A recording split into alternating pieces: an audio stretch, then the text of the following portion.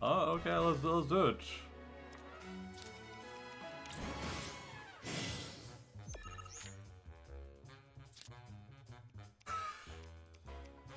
Wait, why would you do that out of all the stuff you could have played there? Okay, do I keep fighting for these two spots? I feel like I do. Either he'll get a bad draw eventually, or he'll stop trying. He'll stop trying. Oh, that's really good for me.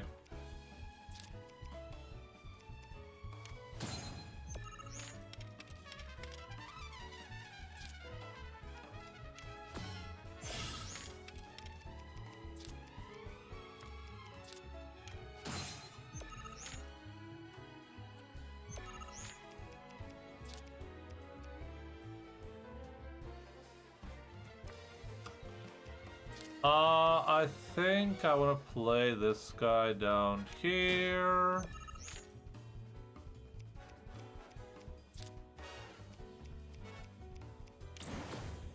That's a weird choice. He could have captured the spot up there at least with that. Then I think I want to play this guy here. I'm a little bit worried about him. No, he can't do anything about this. Then we play this guy here.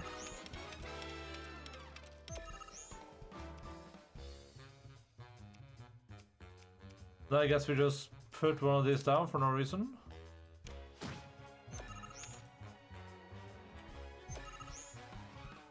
Okay, I'm gonna slightly buff his cards here, but I'm also gonna buff my cards.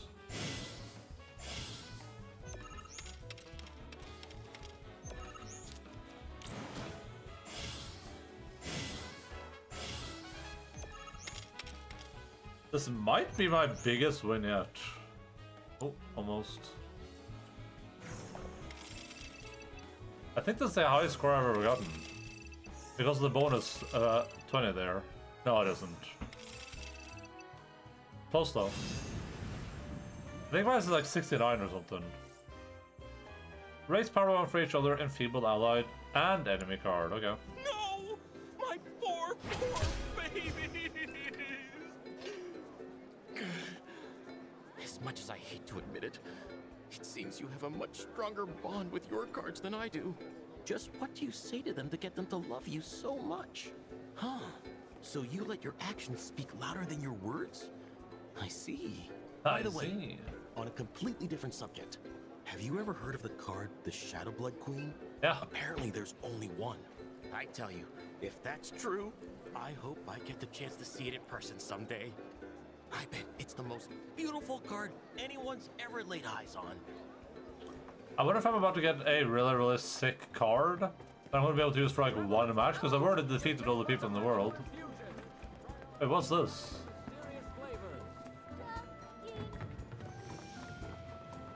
I could just stare. Welcome to Card Carnival. Oh god. In Costa Soul Queen's Bullet Arena, the house provides the cards, so we provide a cunning and puzzle design, the card puzzles, when skill drills, practice, okay. Oh my god! What the hell? Bro! Ooh, we get cool cards for this though. Just a little minigame. Dude, there's like 10 extra of these now. Board into a minefield laden with the card itself. Select use dime to detonate these traps and blow the competition's mid-range. Just don't let Phoenix stand in your way.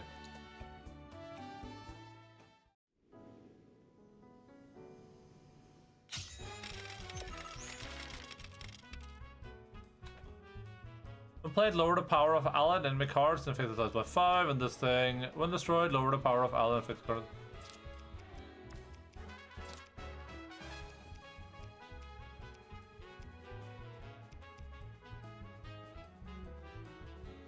So he hits 2 forwards and then sideways.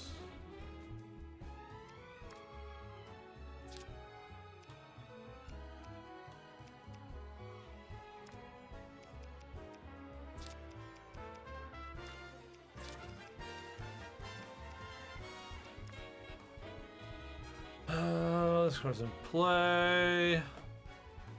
Destroy When destroyed, lower the power of allied and enemy cards and affect itself by 4.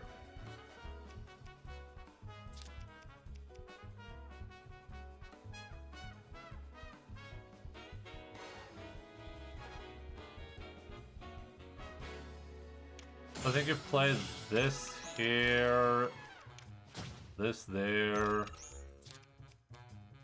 I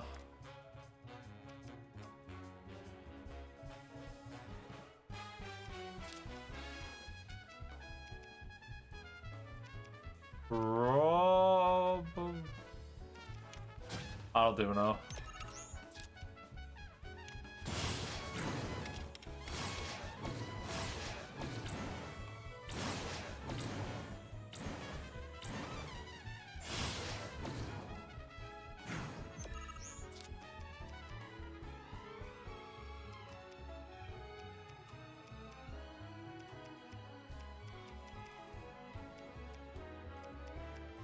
Should I play this card to begin with? I mean, now's a draw. I don't know if a draw is a win here, though.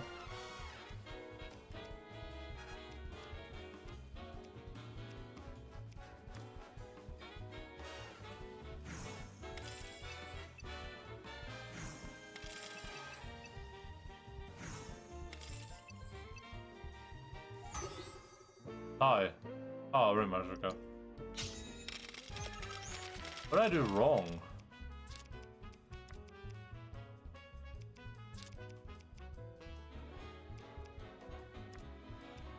Like, this guy has to go here, I feel like. I don't think I have a choice on this one.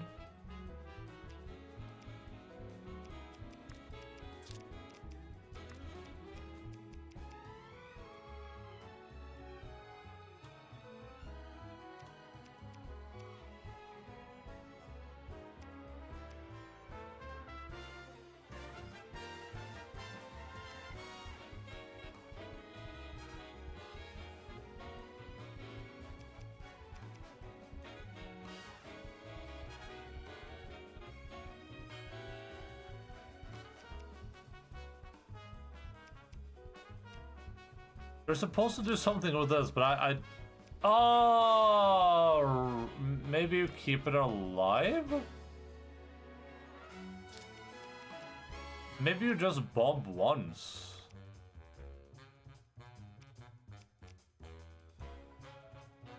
I don't know how I would accomplish that, though.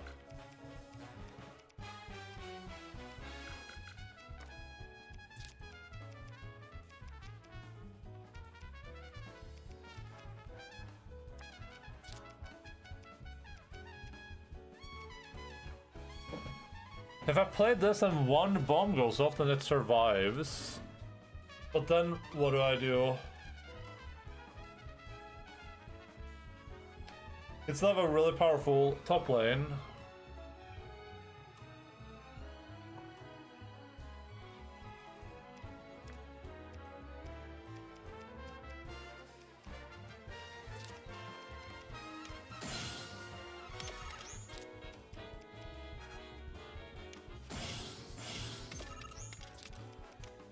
I'm just gonna put the cards like this, because it's the only way I can imagine it going.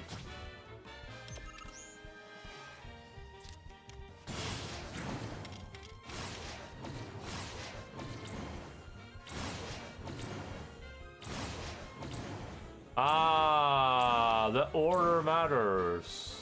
Gotcha. Okay. Easy.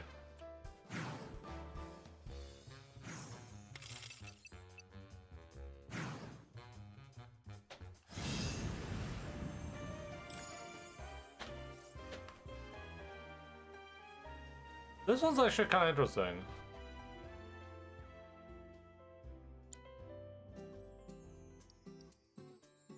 In this event, challenge your opponent has to lay their cards on the table, enhance the Jibrock position on the board using cards from your hand, and replace it with Gi and attack to activate its power.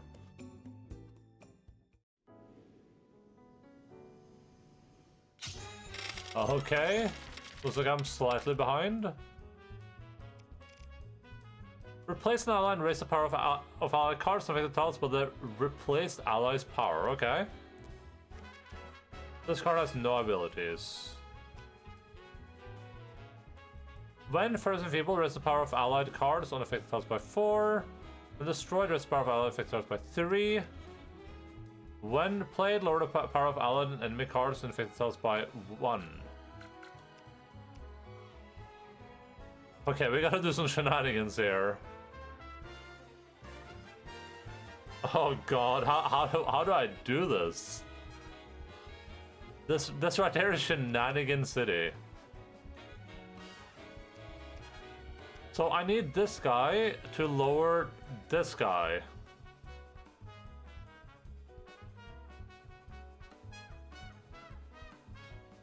And this guy needs to be played like here or there.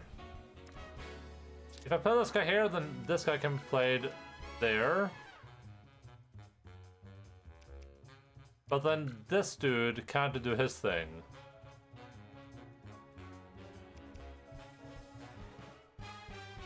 And I'm not looking to kill too many characters here.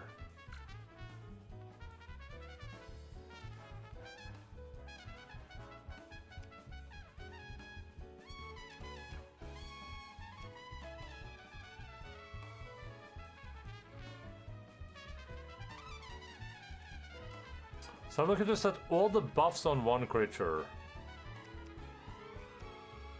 And the creature makes the... let me just try something. Let's just give it a try. Let's just put this guy here.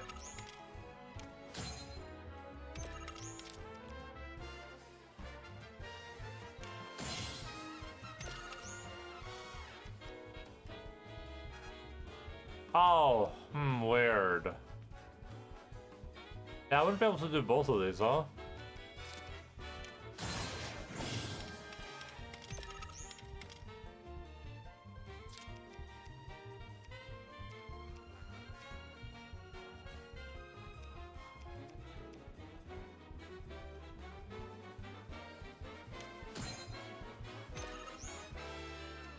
Oh, there's a way to do both of them. Maybe. Maybe not. Oh, no, I don't know for sure.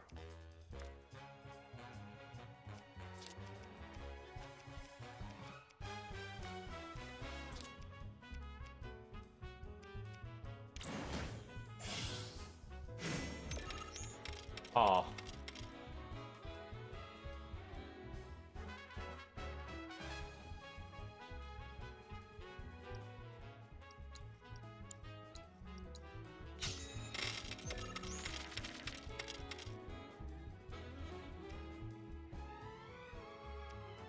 While this card is in play, 3 and 4. As an ally, rests power affected cards. Put this with Alice power. Why would I care about this?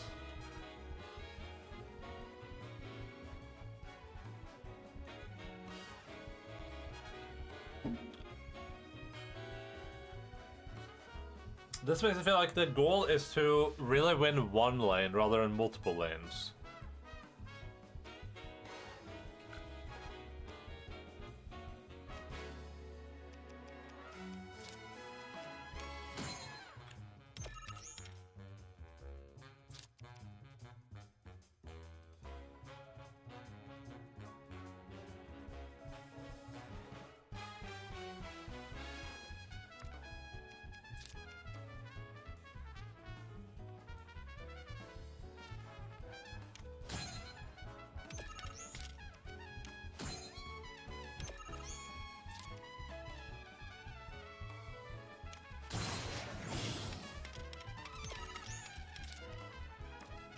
Oh no, that's not how we do this.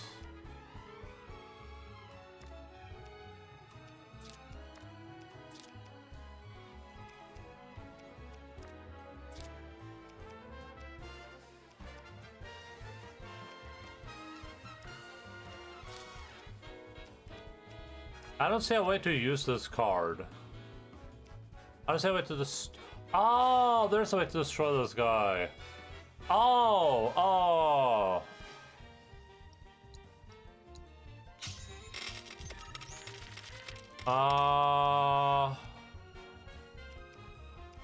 Okay.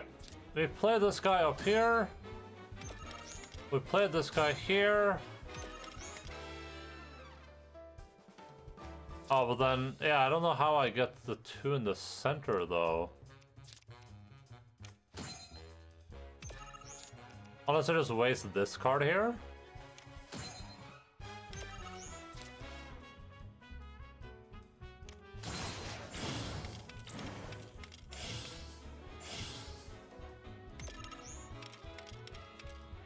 I feel like I had 12 power on this guy before. Or I could have had 12 power on him at least.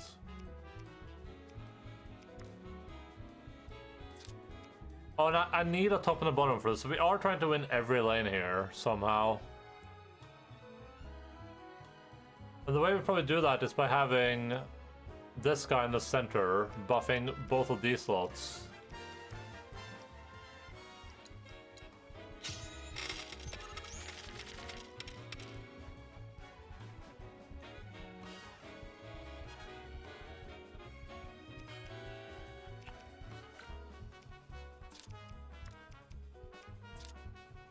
Or are we just trying to shove something into the middle here? Is that the goal?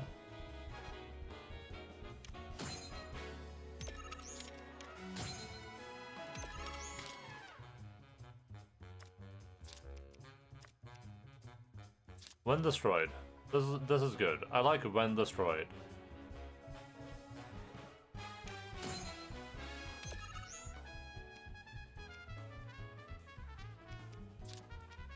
But I can't get this guy here now.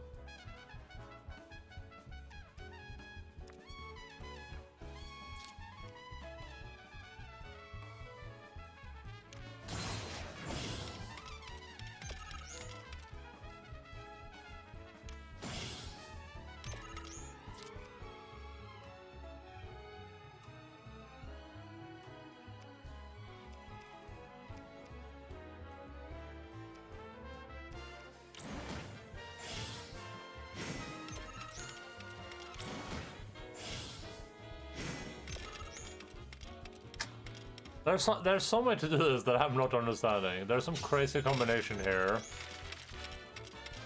I wonder if this riot trooper is a red herring.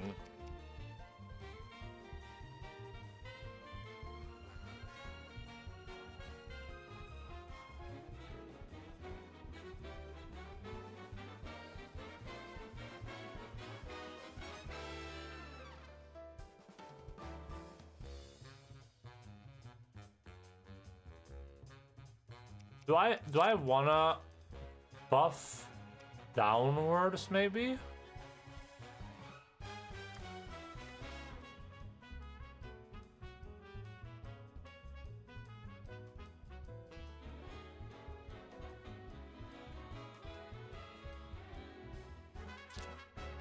Like if I played this dude,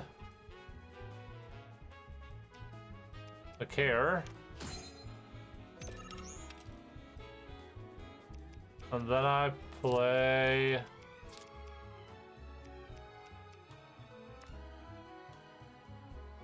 While this card is in play. Hydration strike, thank you. There's no water left. Good job, man. I was thinking too.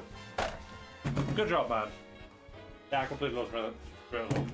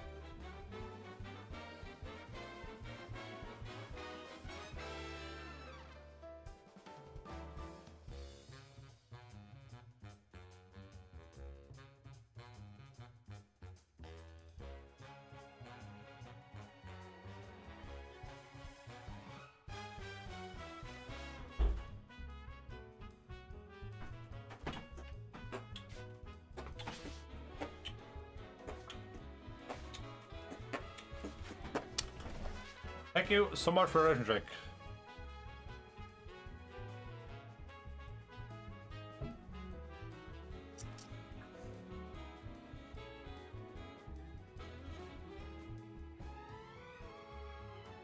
Okay.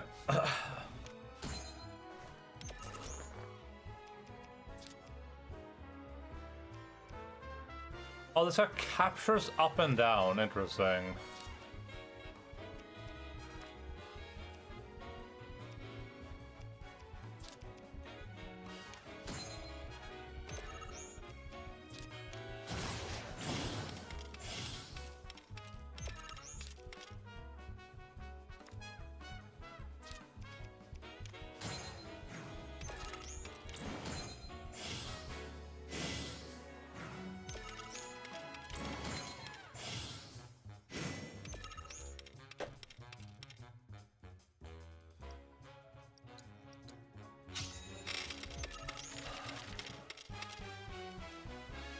In fact, something here has to be a red herring almost.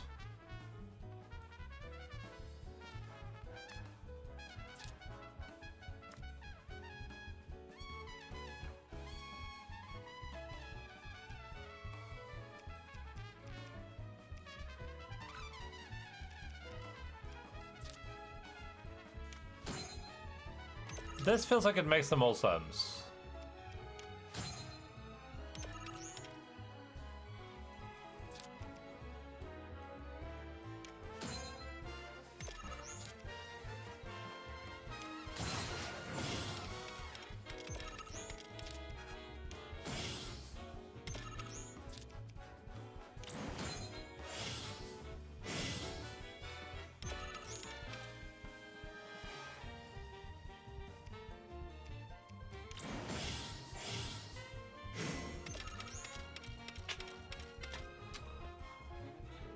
Was just enough to break even on one of them.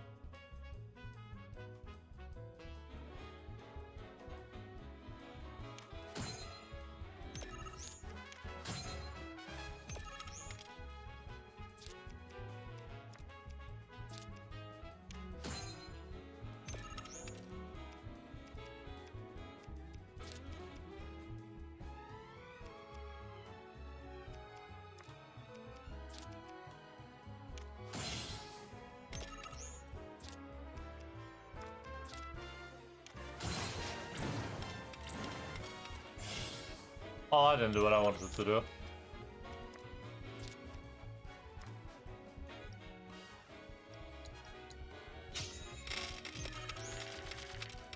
I'm just brute forcing at this point.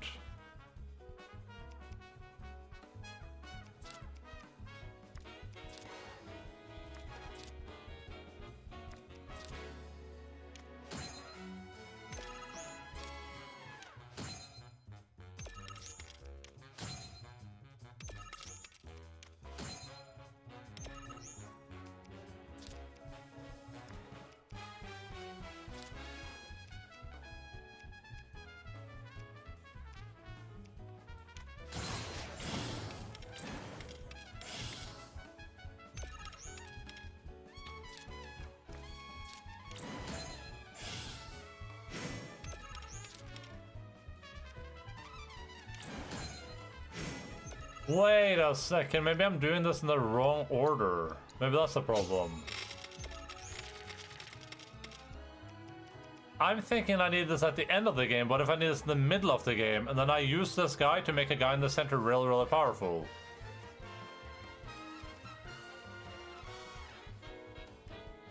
But I would need an insane amount of points though. We're talking about almost 40 points in the center. Is that even possible?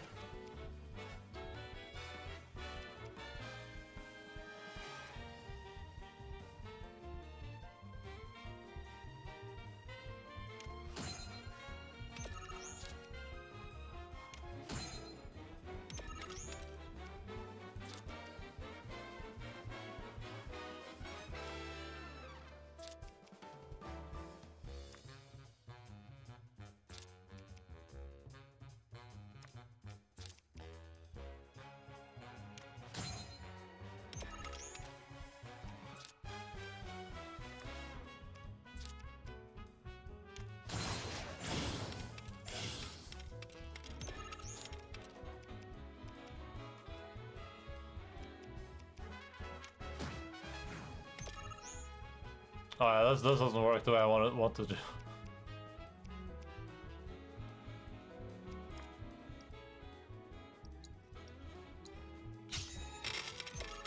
I don't know why this one's so hard.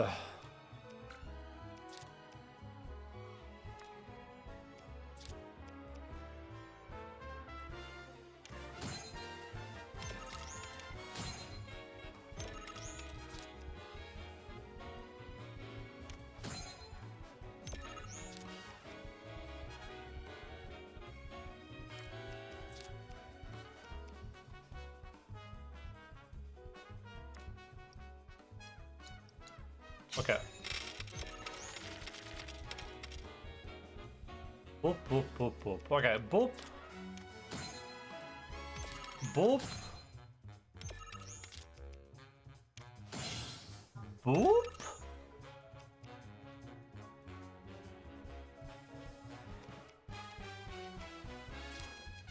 Boop. Okay, boop. Boop.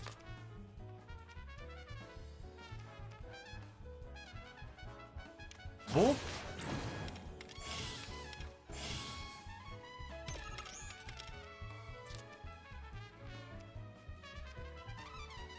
Oh, it doesn't work the way I want it to work. I'm thinking about this the wrong way.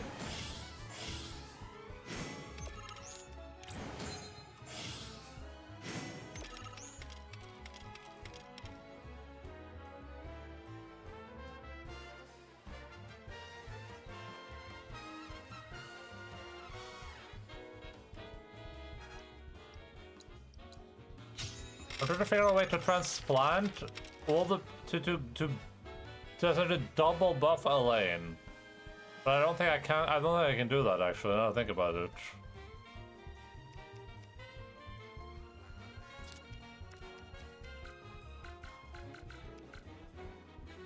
Oh man. Trying to do about things else. Enhance the Jabberwock position on the board using cards from your hand, then replace it with gain attack to activate a skill and power your victory. Okay, it wants to enhance the Jabberwock.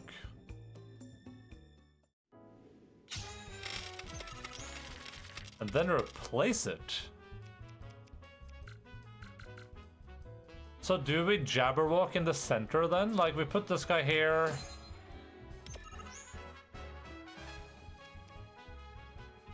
We put this guy here.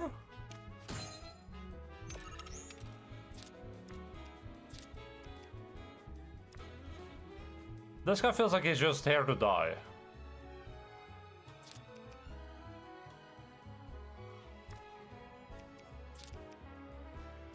But I can play it like this.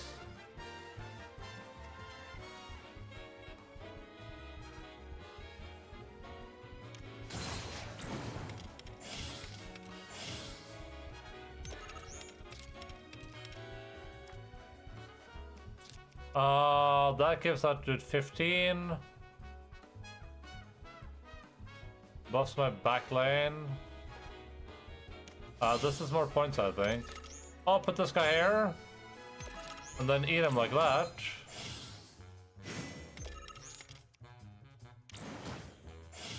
Hey! Okay. Yeah, reading the match descriptions is good.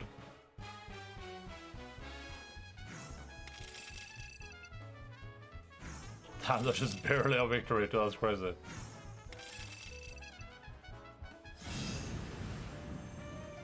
That was really easy after reading the match description.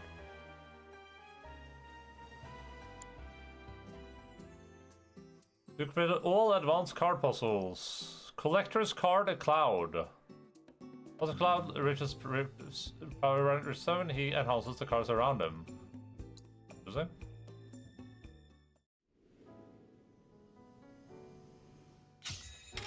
They put so much work in. They would have to have like a whole team working just on this goddamn card game. This card, average power is the power of all elephant. 2.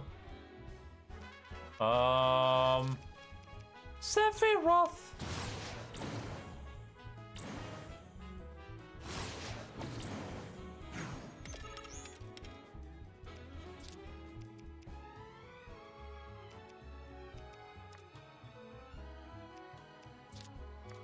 How would Cloud be buff? Wait, did this guy buff maybe? Oh, that guy buffs when he dies. Oh, okay, so we play this guy here, play Mr. Strife there.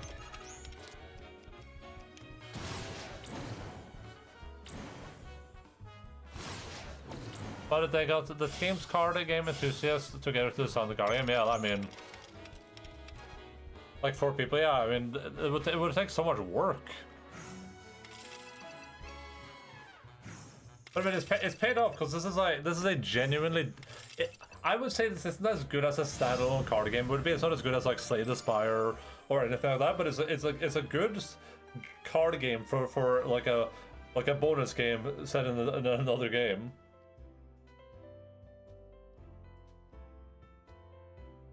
The risk of cards is being tough too. This is interesting. Barrett.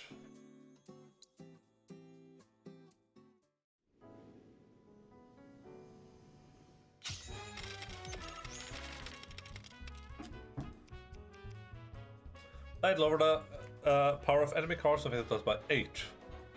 Damn. I know I'm trying to snipe with this. The question is, how do we do it? This guy can be played up here.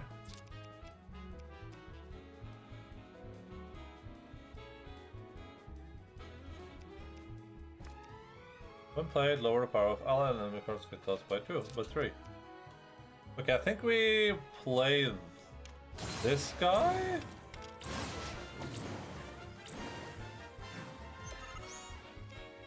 Then I think we play this guy?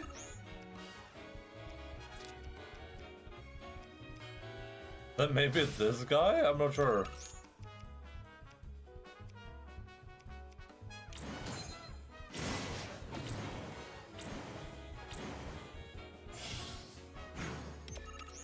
Okay, that was not the solution.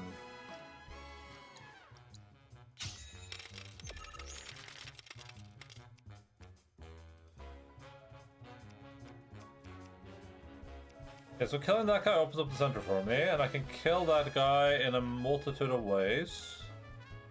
This is a free kill. This kill requires a little bit of setup.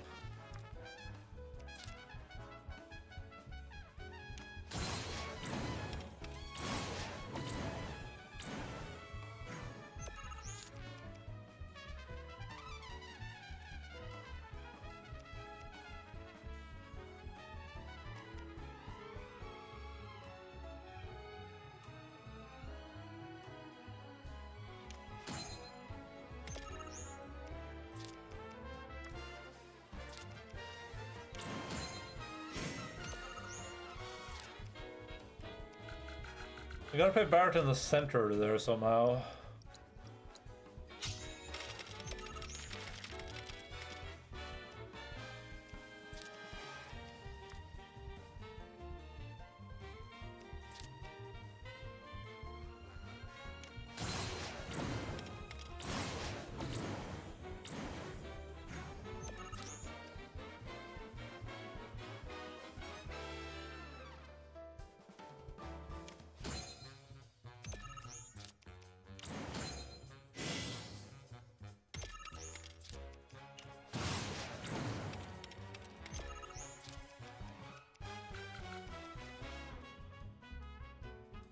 Something here isn't right.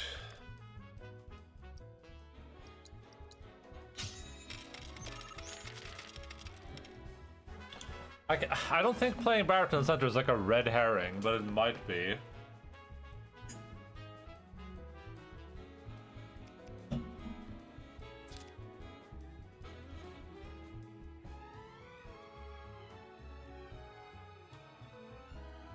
This doesn't feel right. This feels very right.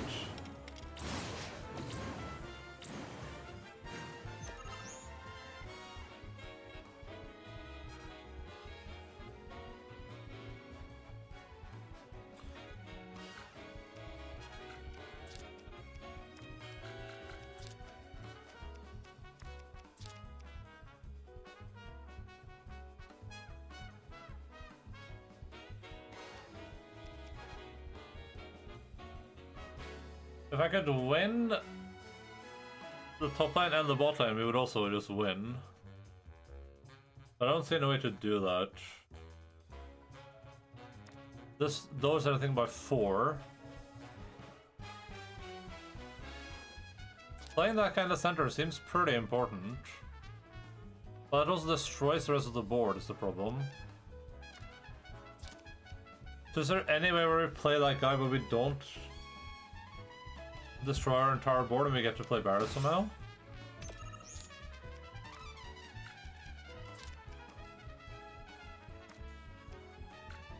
I have to destroy that guy too, so yeah, that doesn't make any sense. I think the answer is maybe the Toxic Rat.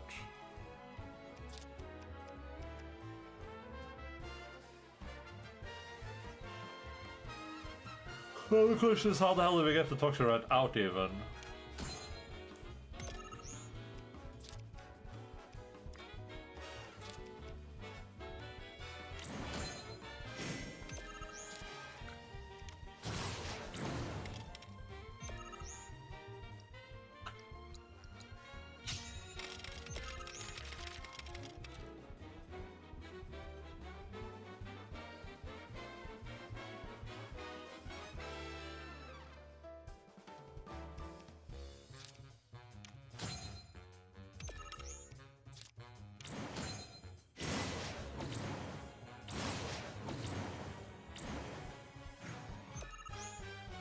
Doesn't exactly accomplish what we're looking for, but...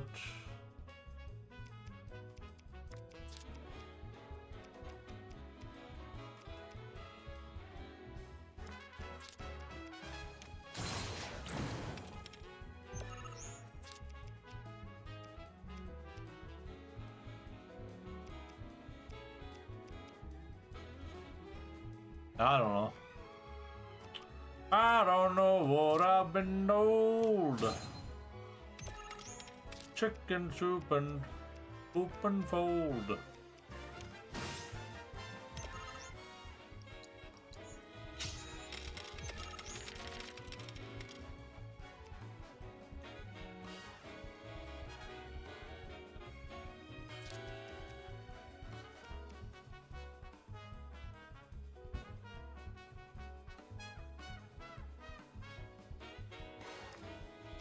This was hard.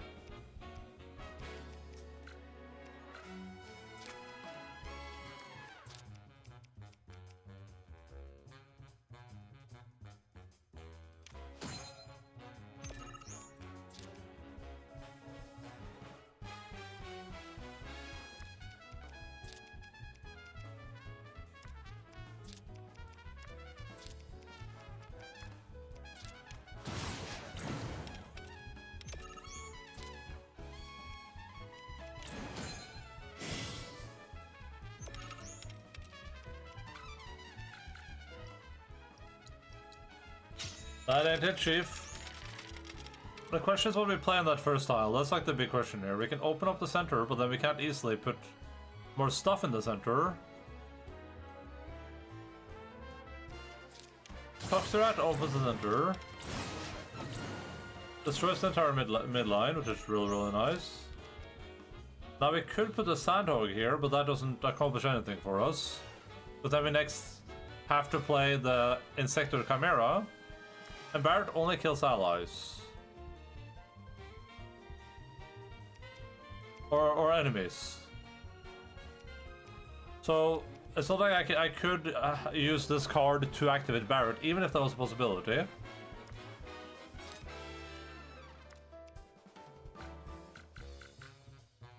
feels like this has to be destroyed by the... So say for instance, if I do... I guess if I did do this, and then I do that... Then I do this.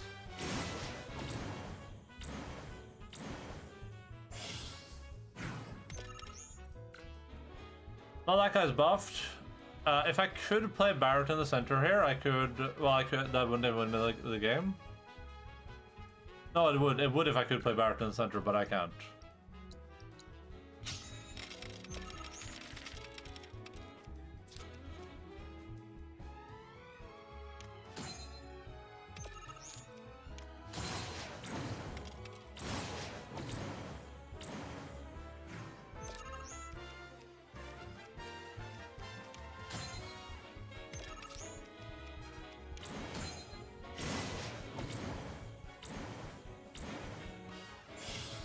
Oh, this is it. That one was hard. That was a hard one.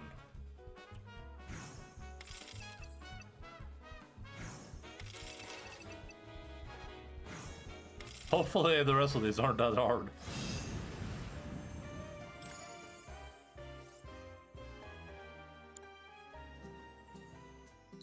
I should have read what the thing said.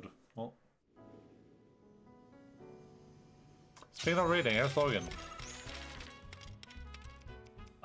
When you win the lane, receive a score bonus of 5. Okay.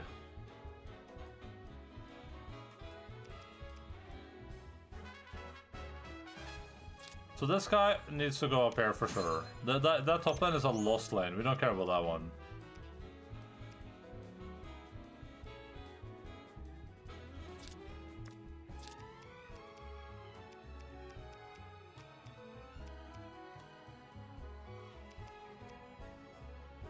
One, two.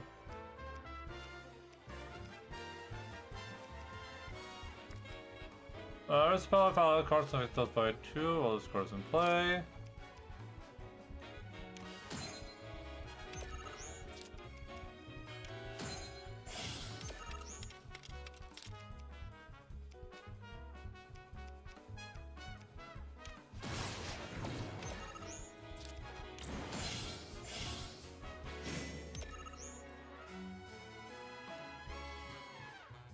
This is not even close.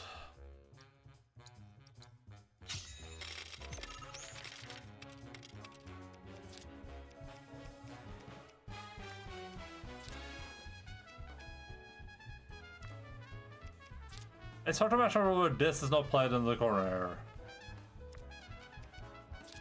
But I'm not winning this lane, so we need to win the other 2 lanes.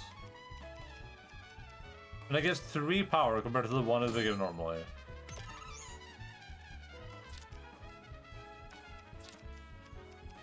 I think where you played this guy is the big question, but then where do you play this guy?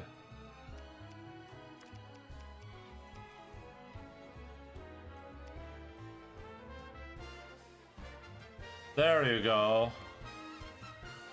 That guy's my solution here.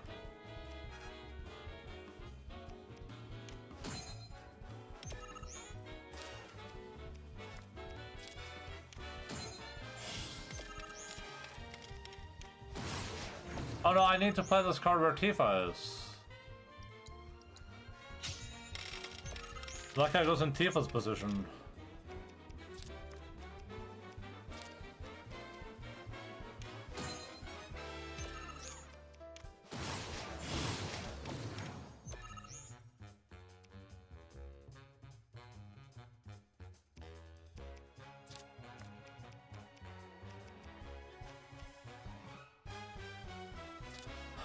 That wins us that lane.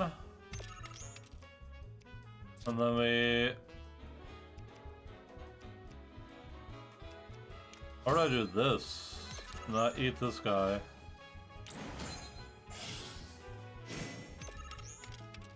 Ah, that's a good play. I sometimes forget that the replace cards also stay on the board.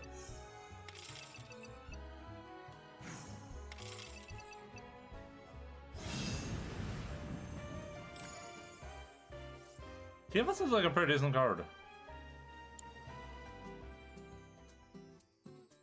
In this time, when I is placed in the given lane, she enhances the card's not side of her, or uses boon, which forces and turn the side of battle in favor.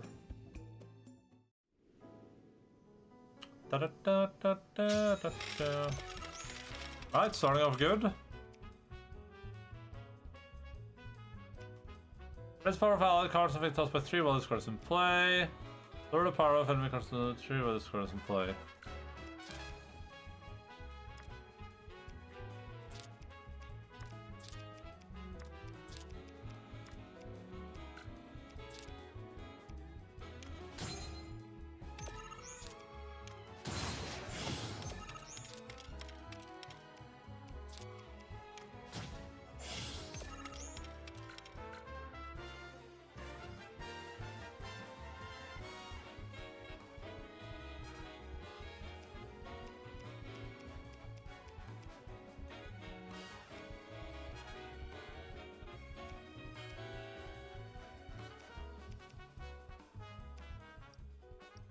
Not sure what the Mandragora is supposed to accomplish here.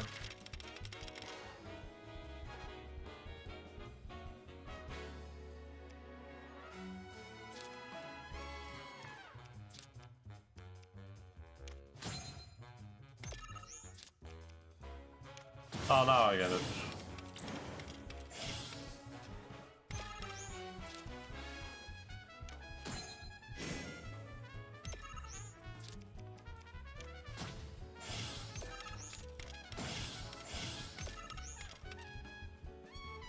I feel like I could sleep for a week straight. Why? Are you feeling like a little exhausted, boy?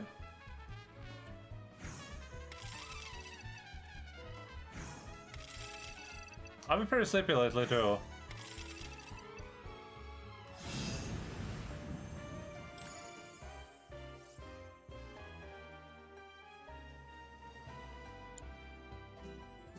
Can't sleep at tired. Oh, that sucks. I can definitely sleep. I've just been like, first of all, there's been a lot of like Rust stuff happening because it just wiped. And then it's like the weekend is when I get the least sleep usually too, so it's just a bad combo. Your opponent has laid their cards on the table, replace one of your cards with you. If you destroy it and feel on it's around it, friend and foe like, choose your position wisely and ensure your way to victory.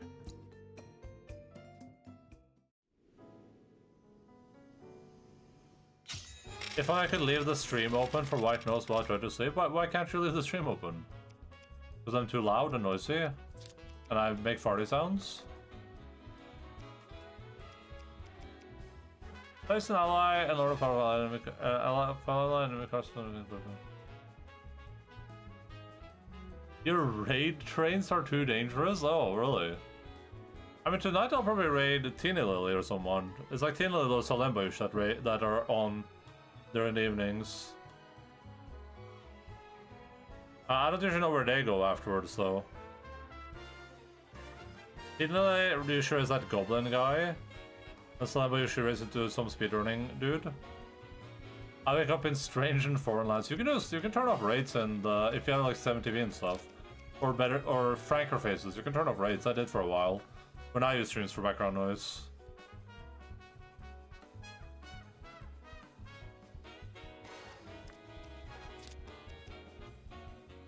It's weird that Twitch doesn't let you like opt out. Like I get that they want people to not be able to opt permanently out of raids because they want people to go on a raid, but it sort of can't be like, oh, opt me out of raids for 24 hours or something. You know what I mean? Just have like a I'm going to sleep mode where it's like I don't want to. I just want to watch this one person. If they do shut the stream off, I want to leave.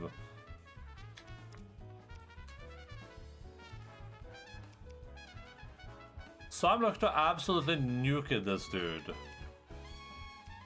And I feel like a good I mean, I can like double nuke him, right? So, this guy and this guy, we just want to have a good time right here, I think. Maybe I'm playing them in the wrong lane, but that's whatever. We put this guy down here. We put this dude here. Put the bomb guy there.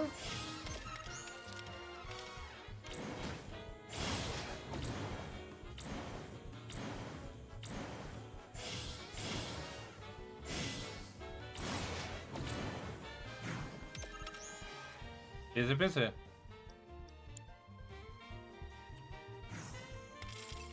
Which also is passive. If you say that, but that's what I'm saying. Like, it's where they don't let you like temporarily shut it off, right? Like, have like a hey, don't wait for 24 hours. That you have to like manually push or whatever.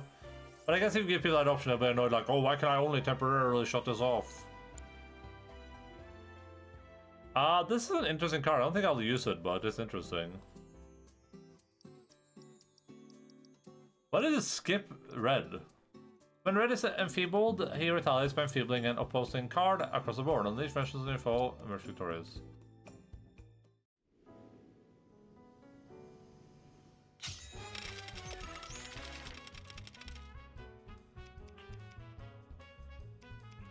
Enhance raise power for item card if you lower the power by 4.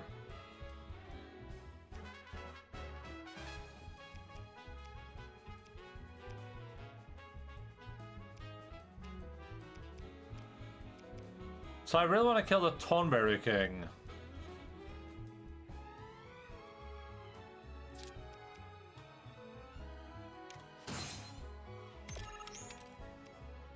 When first announced, lower the power of Alec. Okay, to go by 4.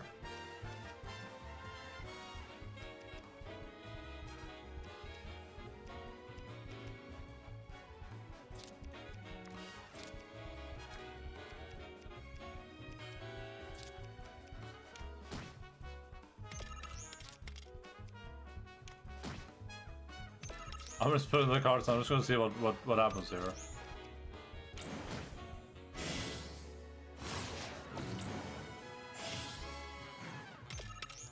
So that's not the play. Restart. Okay, red has to be. That's not making sense. So red kind of has to be where he is, but how do I do damage to red where he is?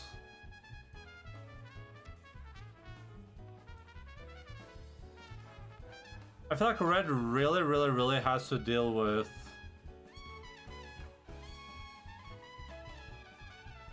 the Toneberry.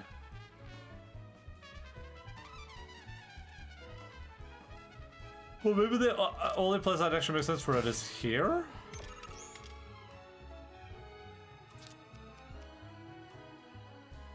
And then you...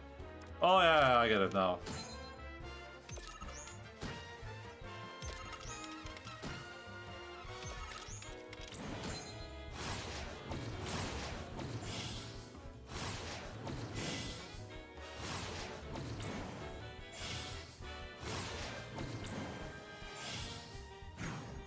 The Toneberry King becomes very powerful, but we don't really care because we win the lane anyway.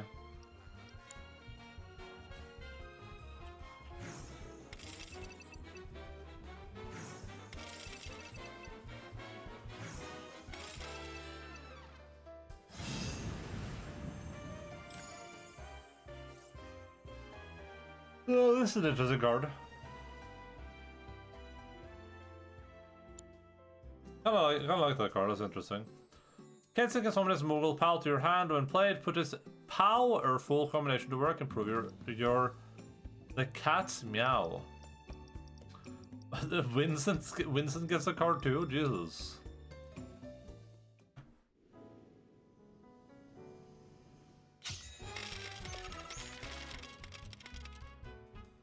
Interesting hand. Endaline, score by additional 10, raise power by 1 for each enhanced enemy card, raise power for each other enhanced allied and enemy cards. Okay, so we really want to play that guy in the center, so I think what we do is like that. Raise the power of allied cards on affected tiles by 3 while this card is in play.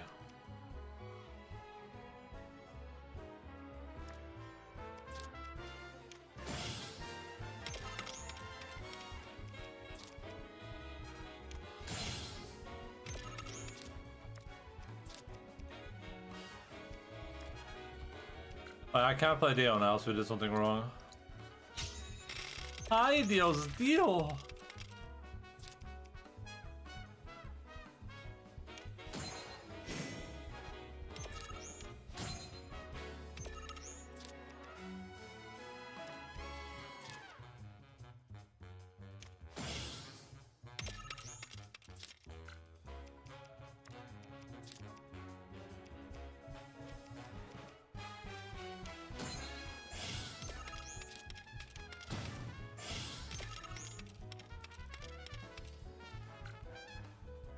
Huh, that's not gonna play out the way I thought it would.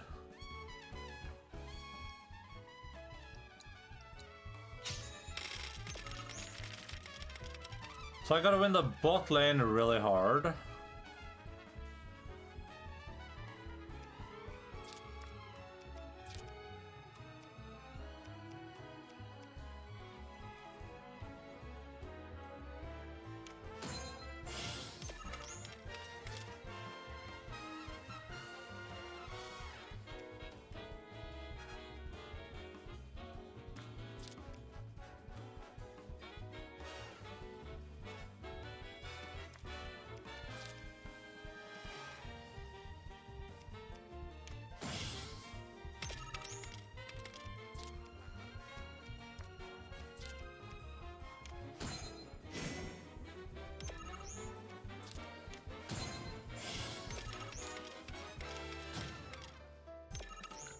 Oh, I didn't upgrade that slot. God damn it.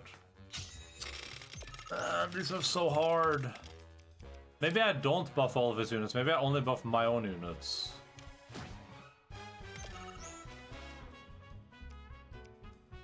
Yeah, buffing his units doesn't really do much for me. Unless I'm trying to score in a specific place. Like, let's not fine with him having bot mid as long as I win bot. Which I think might be the play, generally speaking, here.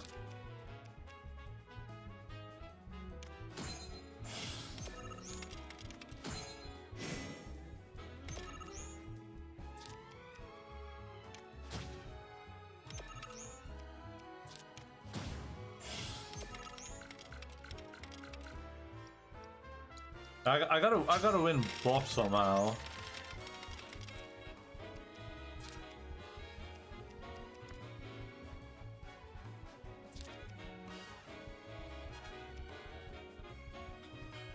I feel like Jockey goes top probably. That's the cheapest lane to win passively.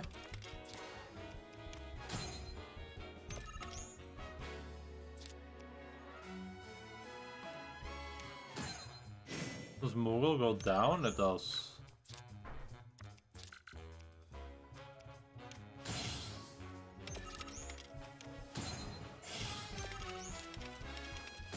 There we go. I keep hitting start.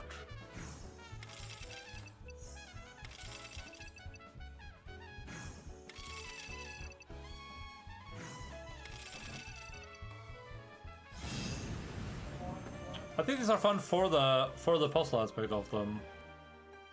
But I don't know how useful they are to like general playing.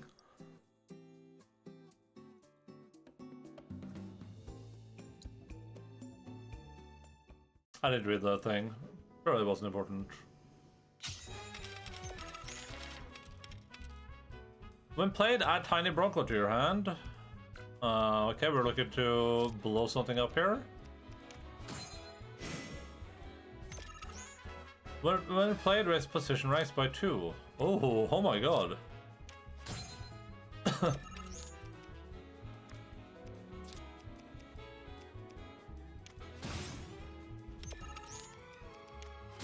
Well, this one was pretty straightforward.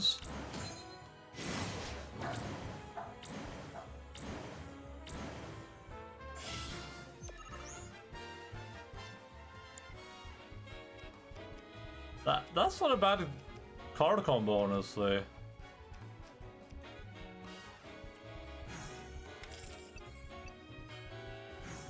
Racing ranks by 2 is really good, and that thing has a lot of like room to maneuver as well. Though Sid felt a little bit awkward.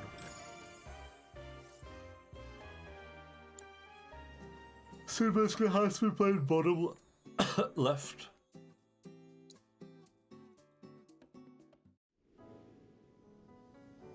Mr. Valentine gets a card, of course, despite being completely new to the party. When destroyed, add Galian Beast to your hand. And when played, lower the power effect of the cost by 1.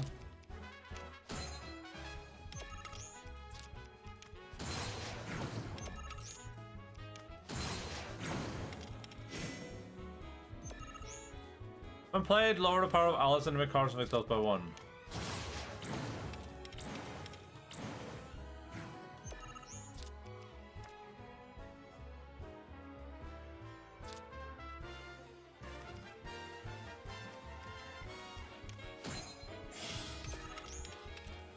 This is one of those, like, I don't really have much choice here. A lot of the hard ones is like, well, you can actually put cards down in various places, but this was also only a challenge level 4 though, so... Makes sense, I guess.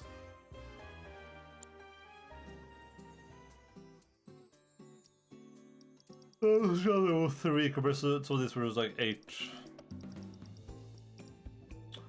Okay, we're on skill drills now. Try presenting cards with skills that activate once enhanced to create interaction. Remember that some cards' power change depending on the state of additional cards.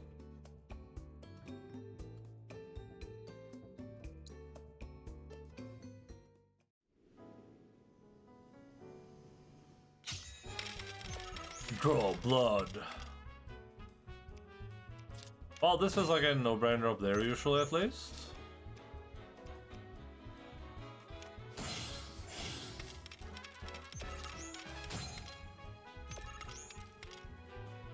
Okay, that did not work the way I thought it would.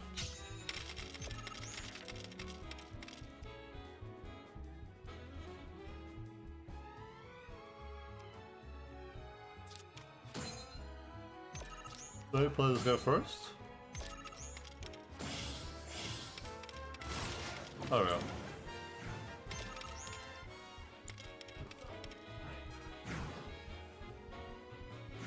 This was just like you have 3 cards to play. There's only so much variation you can do, right? Like, we essentially had 3 different ways you could play that.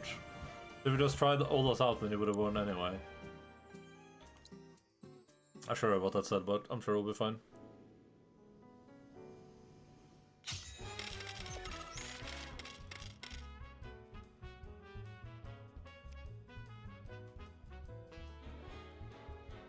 Oh, this guy again, okay. This guy goes down here for sure.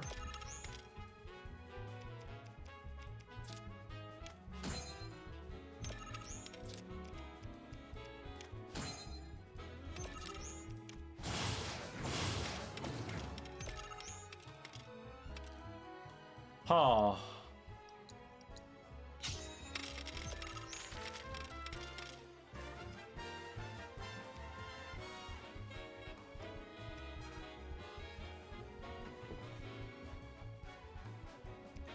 So, is the play here...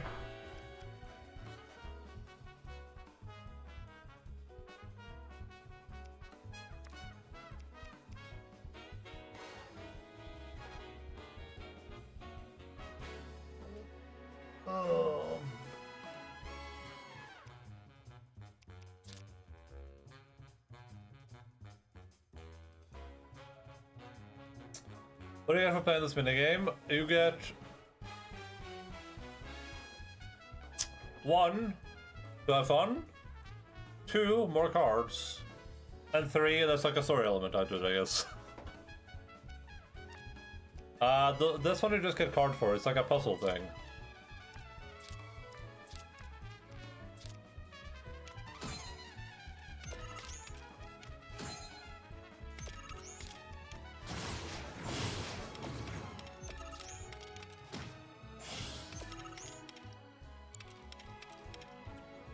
Well, there is a story thing tied to this that we're getting close to resolving. I think we need to play 2 more matches, and then we're like at the end of that story too. And that's regular matches, not the challenge matches. Fun in a video game, yeah. I mean, this is challenging enough that it's like it actually teases your brain a little bit. The only problem with it is that it's like it's only a little challenging sometimes because ultimately you have so few choices. Like, I can only play 3 cards here in the beginning, right? So there's only 3 cards to think about. There's only so much I can do. And this card house is up and down, this card house is up and down. Oh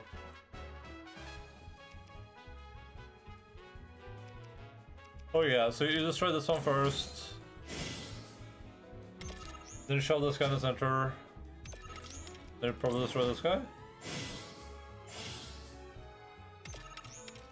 Wait, did I turn this guy mine, or was he mine already down there?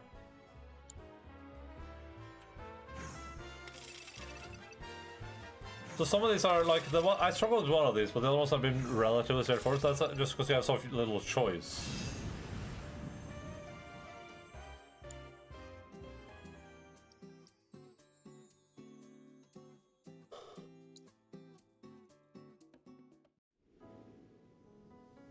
Well, considering this is just like a mini game in a game, it's actually really good.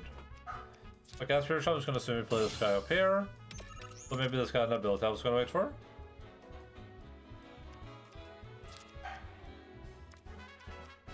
When destroyed, lower the power of Alan and personal yours. Raise power when this guy doesn't play, okay.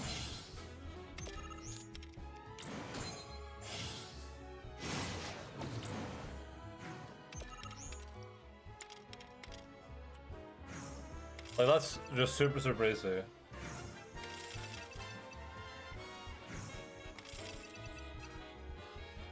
Which is harder, this or Gwent? I think Gwent slaps harder. I think the problem with this game, which both Gwent and this play in similar ways, which is that both the games are extremely easy to kind of just win at, right? If you know what you're doing in Gwent, it's almost impossible to lose. When I was playing Gwent in The Witcher towards the end of the game, when you have a lot of cards, it's like, unless you get to the worst draw imaginable, you're gonna win every game essentially, because you have such a good setup for your cards. Depending on what you play, I guess. Like I did the spy thing, where you just steal your enemy's cards, whatever it was, right? Yeah, plus 5 equals win. Yeah. And I would say that this is the same, but I would say the problem with Queen's Blood that Gwent doesn't have is that Queen's Blood has a lot of cards and a lot of depth to it, but the game doesn't have the necessity or the strength of AI to have that depth, right? Your opponents aren't powerful enough or smart enough to really put value to the depth of the mechanics. Like if I was gonna transport either Gwent from Witcher 3 or this game into a real card game, this game easily for sure. I feel like this would probably have a lot of really bullshit decks that are not fun to play against for the most part. But at least this has like a lot of depth to it. There's a lot of cards, a lot of different mechanics, a lot of I can see builds in my head like, ooh, I can do this type of build or that type of build. We can do a build where we restore our cards, or buff our cards, blah, blah, blah, blah, right? Well, with Gwent, it's more like, oh, it's very simple, it's straightforward. I would say Gwent is probably the more satisfying and better card game, but I would say this is better made and utilized more. Right, there were no Gwent puzzles in Witcher 3, right? This has puzzles, that's really cool. There was a Gwent story, right? Or there were Gwent tournaments, things like that, but there wasn't any like big thing. I remember at least. Maybe I'm misremembering. But this is actually built into the game a little bit. There's like a huge narrative around Queen's Blood. Why were there no Gwent puzzles? Well, they kind of did that in Thronebreaker, so you know we can forgive them for that. Yeah, I think they're both different enough though that like it's hard to judge them. But like the big thing with Queen's Blood is just that there's such a huge variety of cards. Right, like look at all these goddamn cards. Look at my mana. What am I supposed to do for you?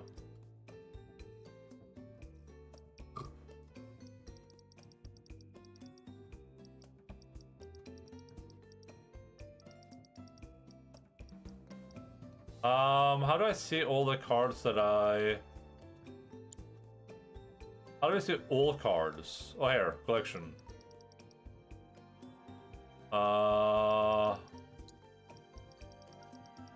Man, I'm still missing a bunch of cards. I don't understand how, though. How can I be missing this many cards towards the end of the game? Okay, this is shop. So I missed a shop somewhere. These are challenges. That's more shops. I missed a shop somewhere again. Yeah, you just have so many cards, and it's like so many mechanics. Like, oh, this destroys an ally. Oh, this buffs or debuffs an enemy up and down. Oh, this was that. This was, you know. But I never really felt the need to engage with that because the enemies are so stupid. I need to figure out where that vendor I missed this. Probably somewhere early in the game when I wasn't really like. Oh, there's one card pack at least. Thanks for stopping.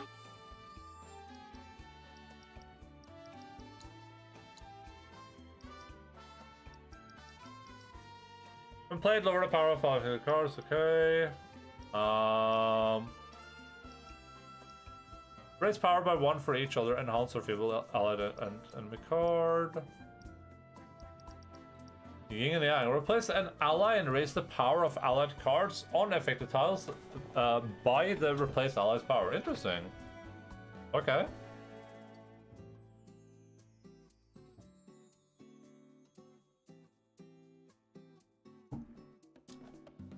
That was interesting.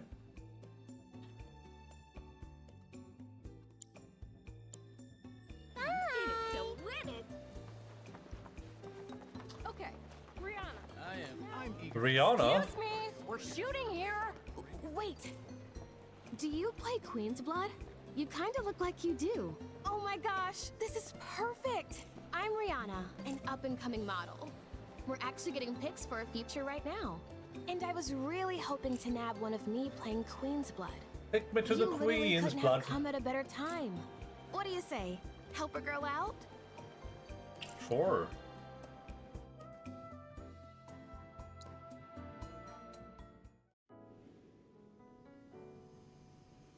Boom. Alright.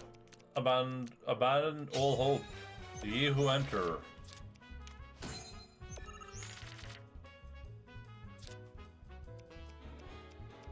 Okay, we're gonna have a battle for the bot lane. Actually, we're not, because if I can't really go bot here. I can't really play like that, so maybe I'm forced to go bot and just hope he doesn't do it too.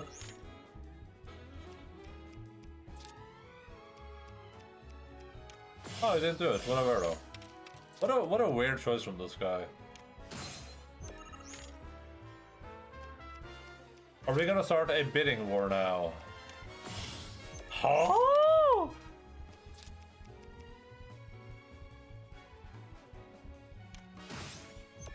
What a weird choice.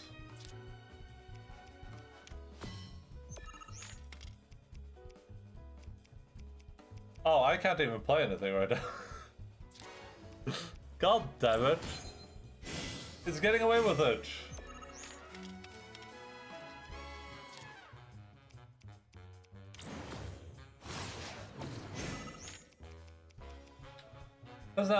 And lower the power of allied and enemy cards of Victals. What?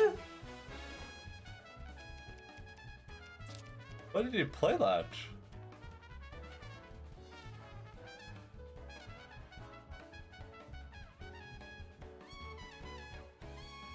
If I play this, I start a war.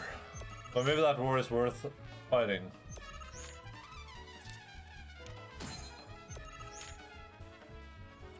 Oh god, this chick has a really bad deck.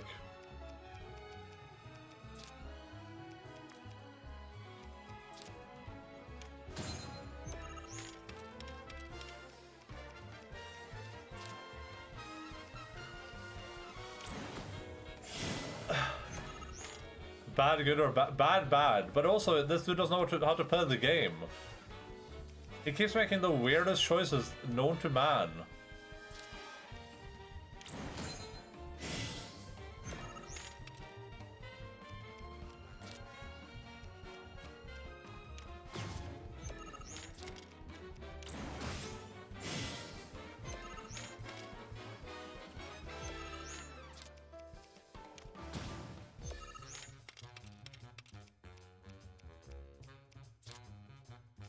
He keeps replacing his cards and killing his own cards. It doesn't make any sense.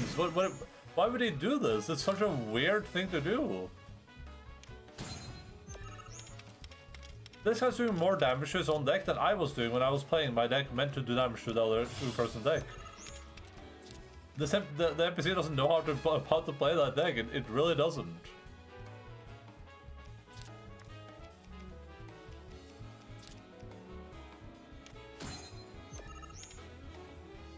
When Pokemon Pocket AI was this stupid. I mean, this is extraordinarily bad. Like, these guys are really, really bad at the game.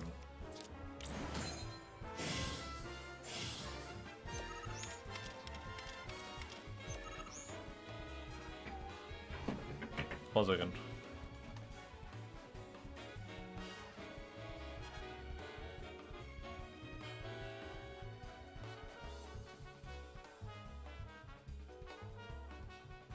Do.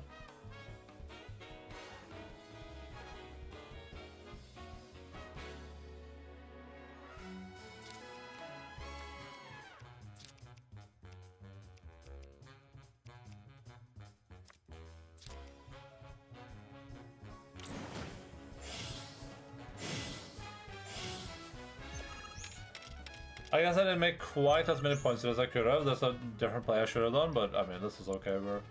We're happy with this. this might be close to the most points I've ever gotten. Might be a new record.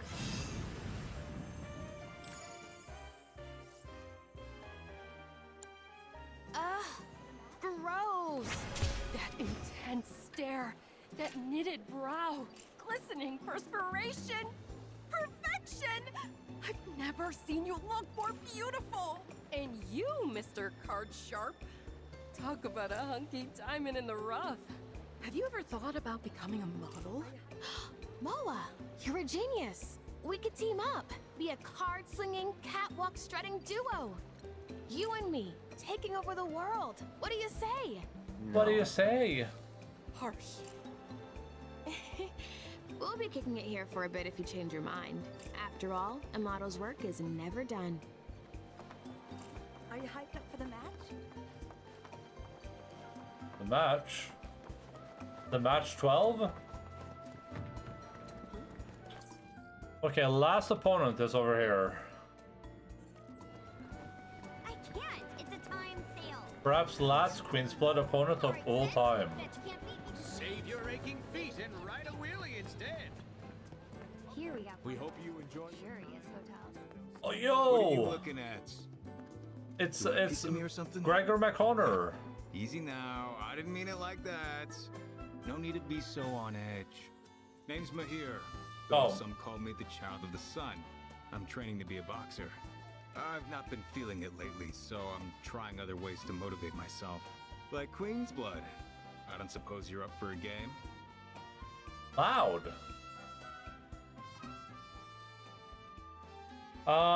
Raise the power of allied cards on affected health by 3 while this card is in play. That sounds pretty okay.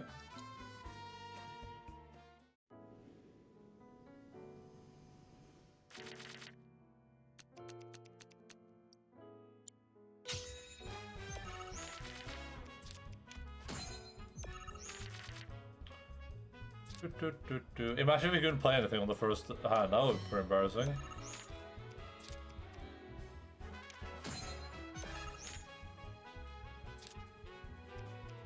Oh, little naughty boy, huh? You're a little naughty boy, aren't you? Little naughty boy.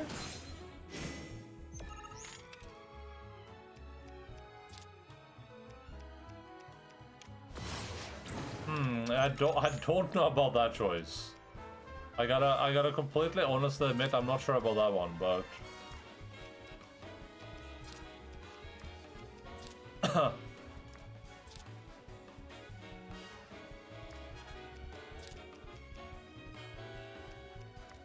how do I take that spot without doing something really stupid?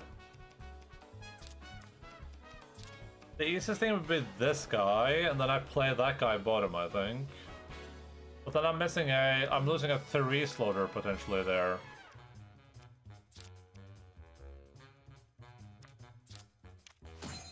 I'll see if that guy wants to catch a little momentum here. Now we can play this guy here. No shot he replaces that card. What what is this guy even? Okay, there's no shot he enfeebles that card, right?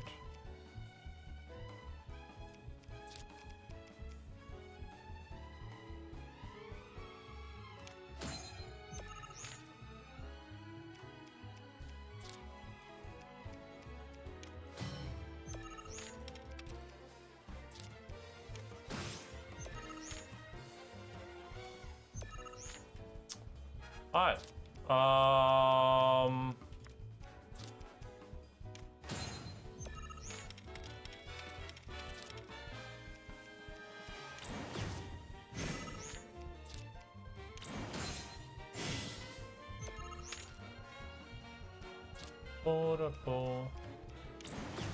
Oh my god, he's doing my play.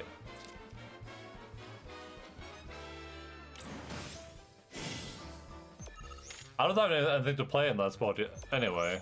Oh, I do. Do I care to do that right now though? What am I gaining from this except just having the spot?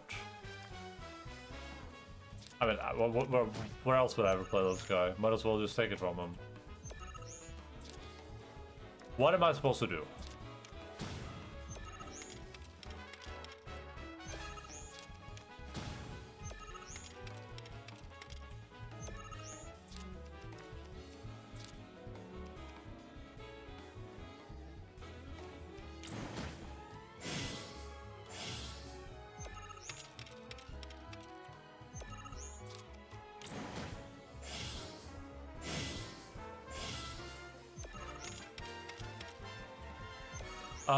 Not much of a gain from like eating this dude or whatever. We make that guy up there really big though, which could be funny.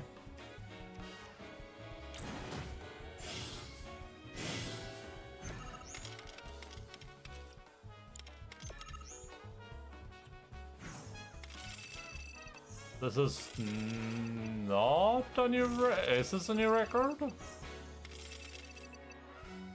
Oh, I think it is by 2. I think the last one was 72, right?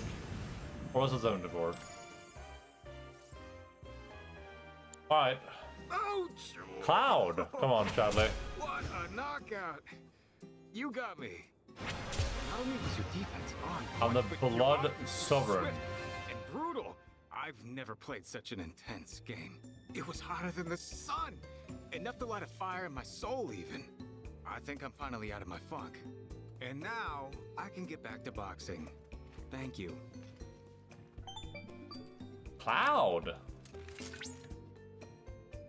Congratulations, Cloud. You have attained the rank of Blood Sovereign. This is it. Only one opponent remains. The Monster of Chaos. I know nothing of their skills, but I have faith that yours are superior. Vanquish this fiend and the Witch's card will be yours.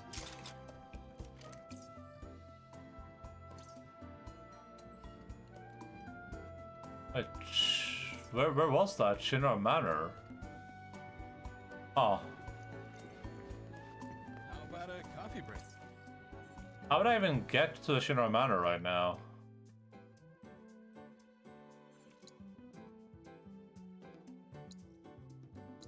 I would...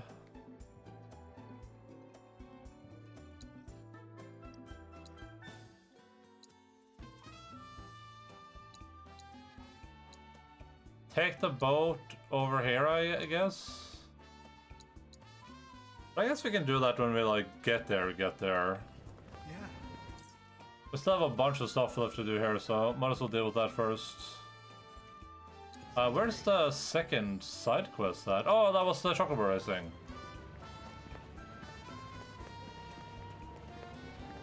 Yeah, we'll do everything in order. Okay, next I want to hit that. Thank So we'll do that next room, probably. Well, if it isn't the talk of the resort!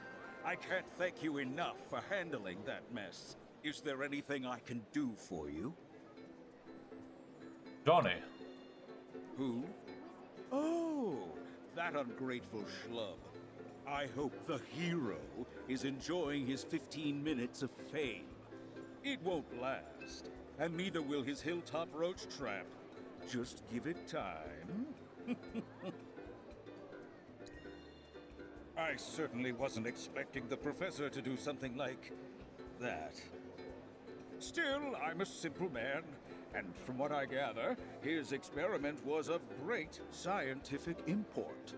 So while I could have done without the collateral damage, it fills me with pride to be the mayor who holds a special footnote in Shinra's illustrious history. So I played Final Fantasy 15, but this looks about 6 times bigger. I mean, I've heard 15 is pretty long too, but I think the really impressive part about this game isn't...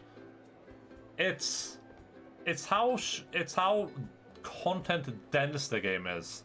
A lot of games are really long because they have a lot of like drawn out things in them, right? Like you have like if you think about Final Fantasy 14, that has a lot of like drawn out dialogue and long scenes and a lot of talking and a bunch of text in it. And that's why that game is so long, right? It's a huge like mass of stuff happening, or a huge mass stuff happening.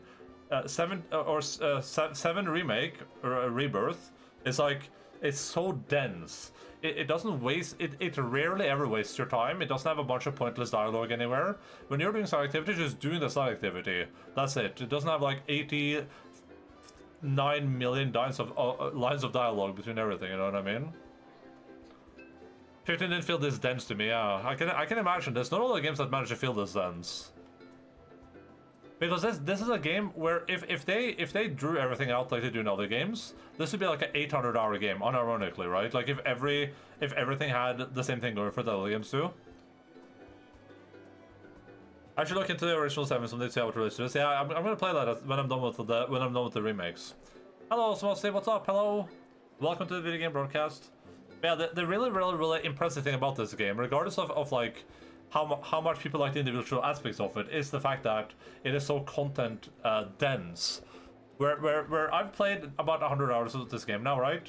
But we've done content that would have taken all the games like 600 hours to get through. Where even the side quests in this game are very succinct. They're just like you just do the thing. It doesn't have a bunch of pointless dialogue happening, and it's very refreshing. It makes it way easier to do this stuff without getting burnt out on it. There were a few injuries, yes, but no guests were killed. In all honesty, the professor did us a service by ridding us of those robes. The freaks were ruining our ambience. Ambiance. Shinra also did us a service by providing us with a generous forget I said anything. Nothing. Well, all that ugliness is in the past. Let's look to our future, one that's bright and mutually beneficial. I'm not buying it. Oh, surely I can sell you on the idea of lending the merc I've hired a hand. What's this about a merc?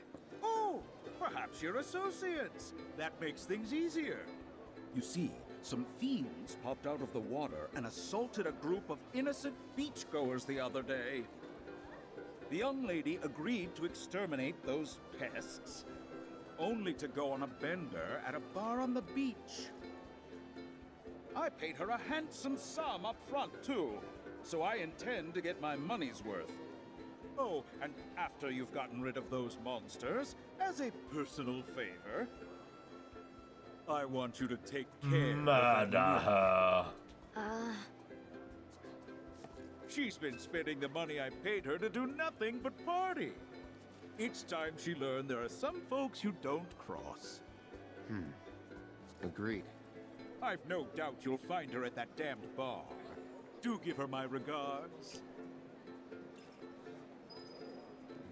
Hopefully they cooked this hard for Final Fantasy 17 in 2036. Well, I mean, the next Final Fantasy 7 game is going to be insane. I mean, they have so much to live up to at this point.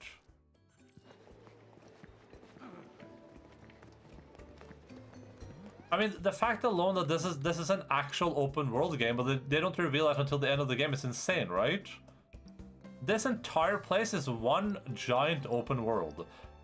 But when you play through it, it feels it's regional, right? Like you start in the grasslands, and then the grasslands is the natural cutoff point right here, and then because you go into a tunnel, right? And then when you're in the tunnel, you eventually go to Junon, and then when you're over to Junon, you take a boat over to Costa del Sol. And then this area is kind of big because it connects, it's two connected areas. When you're done here, you can walk over to the jungle, so that's also this is connected. But then you take a plane over here, and then this is an area, right? And then you take a plane up here to Nibel. Now you have all these areas, and then at the end of the game, they're like, oh, by the way, all the stuff you just went through, yeah, that's one big world. This is one big open world that you can travel to seamlessly. No loading screens. like what the hell? At the end of the game. Like they didn't do this. They're just doing it to show off. There was no need to do this. Like we're at the point of the game where this barely adds anything to the game anyway. But for some reason, they were like, oh yeah, by the way, you know this entire world you've been traveling through? Yeah, that was open world. It's like if you played, like let's say you played Dark Souls 1, right? And you play through Dark Souls 1, and then like before the last boss, they're like, oh, by the way, yeah, all these areas you've been to, yeah, they actually connect on like an overland map. You're like, what? You just start walking around, like finding new areas. But it's kind of insane. It's actually crazy. And they have so much attention to detail in the game too, which is the other impressive part. It's not like it's like a lot of like fluff or whatever. It is actually really crazy what they've done with this game. It really sets like a standard. I have some problems with the game from like a story perspective where I don't necessarily like. I think the story is good. I think the character writing is good, but like I don't love the story in this game. But like that's also just like a personal thing. But from every other perspective, it's hard to see how most game can match this. And it's weird too, because this game wasn't in development for 8 years. It was in development for 3. How the hell do they make this in 3 years? How's that even possible? Good friend of Final Fantasy used to be synonymous with top tier quality. Yeah, and it's crazy to me that like I feel like a lot of people aren't gonna play this game and haven't played this game. But this game is you know, we talk like people talk about Baldur's Gate all the time. Like, oh, Baldur's Gate is revolutionary. Oh, blah blah blah blah blah. This is an actual revolutionary game. It is a game that has taken a lot of steps from remake to kind of revolutionize the action RPG, like the action turn-based RPG stuff they do, which I'm not necessarily a huge fan of. Not my favorite combat system, but they've done a good job of improving it in this. The open world stuff is crazy good. Some games I would argue do it better. Like I would say stuff like Ghost of Tsushima, better open world game, but considering this isn't meant to even be an open world game, you know, like. I'm gonna play this either, yeah, and that's fine. The only thing is like I feel like a lot of people won't play it, and then like it will just be like forgotten kind of. Like people don't realize how crazy this game is. They don't realize that I've been to how many zones is there? 1, 2, 3, 4, 5, 6? Yeah, I've been to 6 zones. And all 6 zones have had a broad variety of mini games, of bonus games, of card games, of chocobo racing, dolphin racing. Like, didn't they sell really well? I think it sold good for being like a sequel. But I don't hear people talking about the game anywhere. You know what I mean? Like everyone talks about Baldur's Gate 3. It's like Baldur's Gate 3, Baldur's Gate 3, blah, blah, blah, blah. You know, I see no one talk about this game, and this has to be like one of the most revolutionary games we've seen in like modern times. Not in terms of like revolutionizing the genre by doing something we've never seen before, but by like combining things that we've seen in other games in ways that games just haven't done. Like what can anyone name another game that has this amount of content? Like and I'm talking about like variety of content, not like a game where you spend 600 hours gathering, you know, beeswax or whatever, right? Like the sheer variety of content we have. Like where do I begin here? Okay, so here we have we have the chocobo race thing, and we're introduced to the Mughals for the first time. The Mughals are like a chase them around type deal. Do we have any other minigames in this era? I can't remember. We have Queen's Blood. Let's just add that to the list. Oh. Yakuza 5? No. Absolutely not. I mean, Yakuza has like a similar variety, but it doesn't have the depth. You know what I mean? Like, oh yeah, you have darts and you have billiards and you have this and that, but it's like those are all very, very simple mini games. This is like, and they're all kind of like similar. This literally has a card game and Fall Guys. You know what I mean? Like.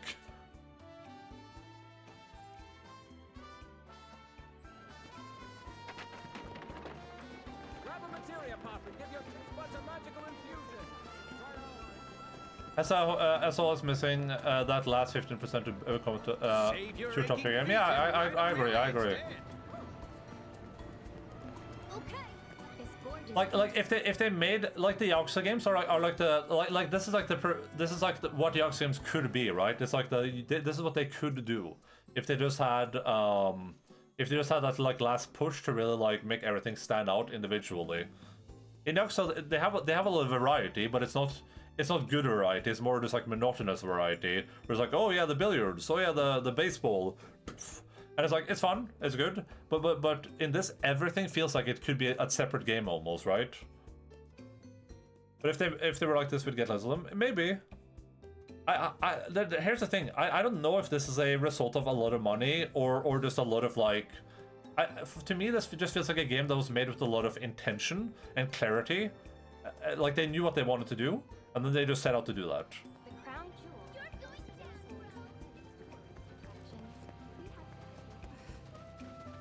Because I mean, it was made in 3 years, right? Like that isn't exactly. Oh,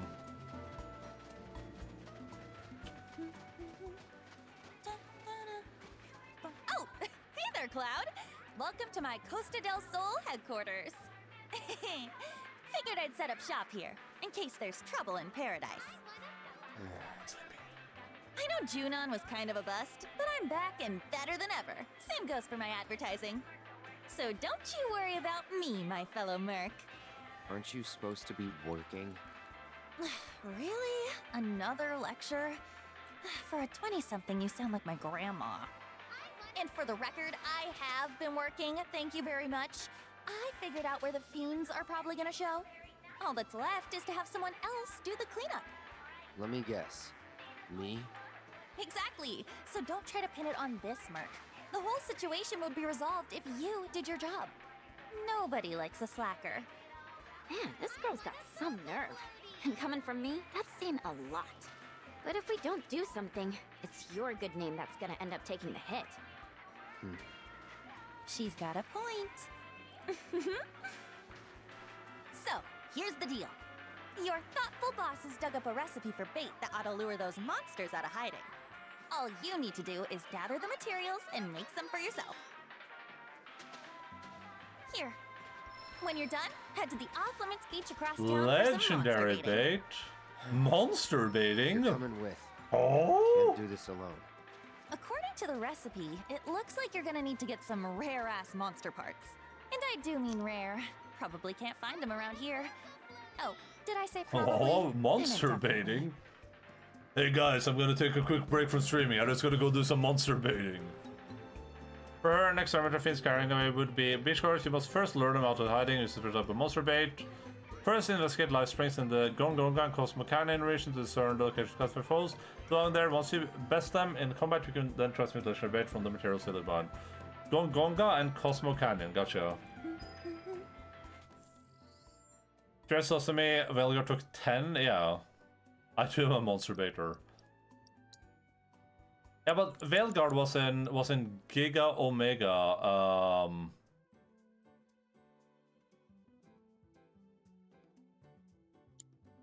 I don't think I wanna. I don't know if I wanna manually travel over there. Let's do it. Let's continue this manual travel trend I'm on. Yo, sir, what's up? We watched your breakfast video today.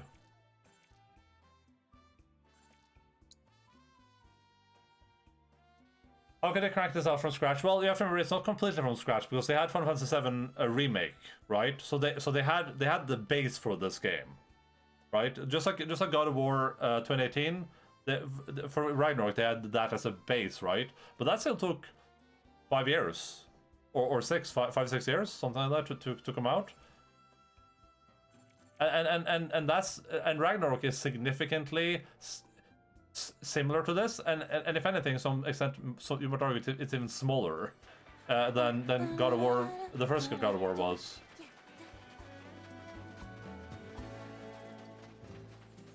But a lot of like the difficulty in developing video games, right, is usually vision. It's having a clear vision and having the whole team be in on that vision, right? And to me, the only way I can imagine this game being made in such a short time and as good as it is by having a whole team who were just locked in. They were all just like, we know exactly what the hell we're making. Like we're all on the exact same page. That's the only way I see something like this being made. You know what time passengers with reservations? The best way to make tracks is on Chocoback. Chocobo.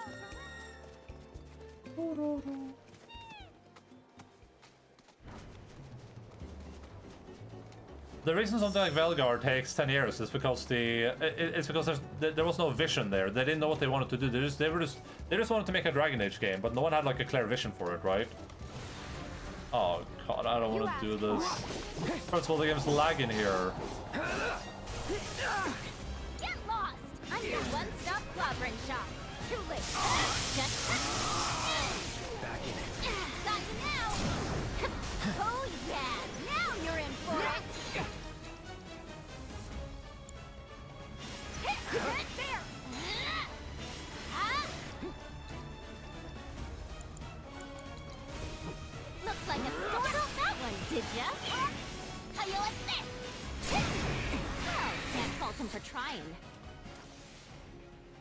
You're saying developers are responsible for the outcome of their games. I'm afraid the Reddit High Council will not appreciate these sentiments. No, they wouldn't.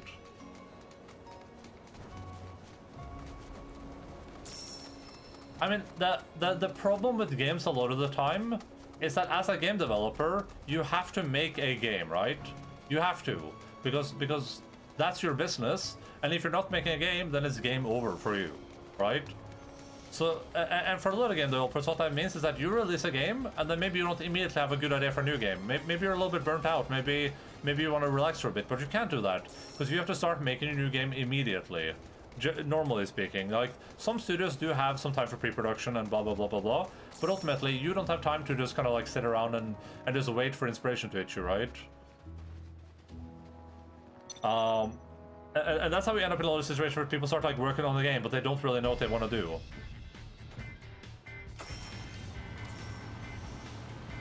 And I feel like for something like Veilguard, that could be the idea there. Like, they're like, BioWare's like, okay, we gotta make a new game. Like, what do we want to do? And someone's like, oh, yeah, what if we can do Dragon Age? Like, oh yeah, that sounds cool. Then they start working on it, and maybe no one is that motivated, and no one really has like a zeitgeist on what they want to do. So they go live service, they go co-op multiplayer, they go through all these variations, and like nothing really seems to stick. They're not sure what they want to do.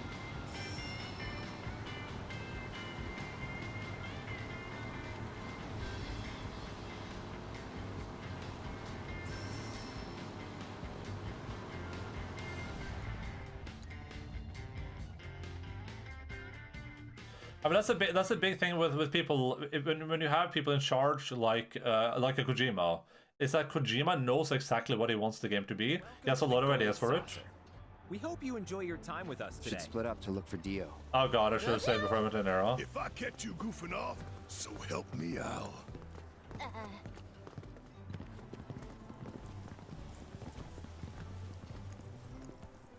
I mean, I had a question there, surely. There's something I failed to mention about the Temple of the Ancients. You might call it a legend or a warning. Uh-huh. You see, no one who goes into the temple ever comes out again. No one. And I'm wondering if you really want to take everyone to a place like that. You said it yourself. It's just a legend. I did, aye, but... Let's focus on finding Dio and the Keystone for now. I'm gonna not do that. Oh god. Please tell me this isn't like a point of no return. I just entered. No, because there was Chocobo racing here, right?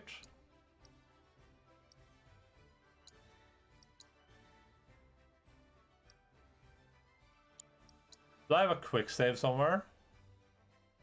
When was this autosave? This just happened when I entered the Golden Saucer, I think. God damn it. And my last save was 3 hours ago. I'm just gonna hope that they're not forcing me to some point in the return. My rare last 3 franchises to choose from, and one of them is in a coma. Can't have been a hard choice. Well, the big problem is just like with BioWare in particular, right? Like BioWare is a studio that has gone through so many people working there to the point where it doesn't necessarily have that cohesive. It's unlikely to have that cohesive work structure that it might have once had. So now we have a lot of different people that probably have a lot of different ideas about these franchises, right? People that play the game like Dragon Age, and they came away with a lot of different impressions, a lot of things they care about. And now these people are trying to make these games, and maybe not everyone is on board, not everyone has the same passion for all the projects. And that's kind of how we end up in these situations.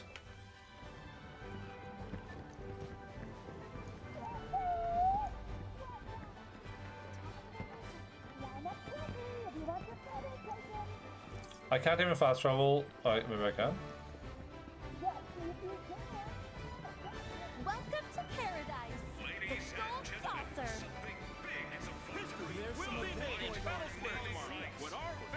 Your trusty guide Google is at your service. And away we go. Okay, let's make go here at least.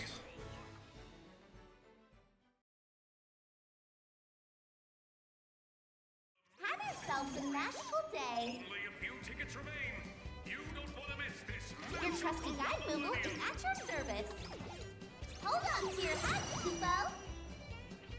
I was gonna say that a big thing with having someone like Kojima in charge is that he knows what he wants to do, and then it's easy for him to hire people that maybe have similar visions like that he does, and it's harder, and it's easy for him to like cohesively explain that to other people on the team.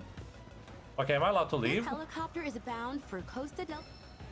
No, okay, I gotta look for Dio. Okay, might as well just look for Dio first then.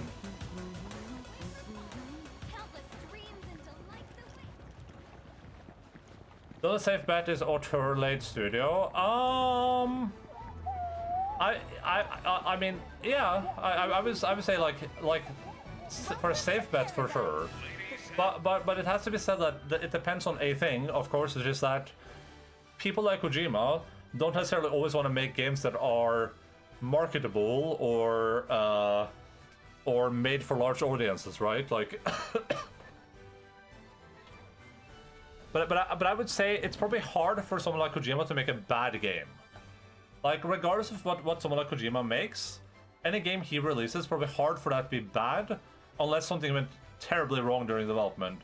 Because regardless of if it's for you or not, you're probably gonna appreciate like the consistency of it. Which I would say like a game like this too, right? Like, I don't know who was responsible for making this, I don't know who the lead developer is, but whoever that was, that person is probably really, really good at their job. That's probably. I'm gonna assume that's someone with that has a lot of that has a either a big future in game development or has a big background in big game development.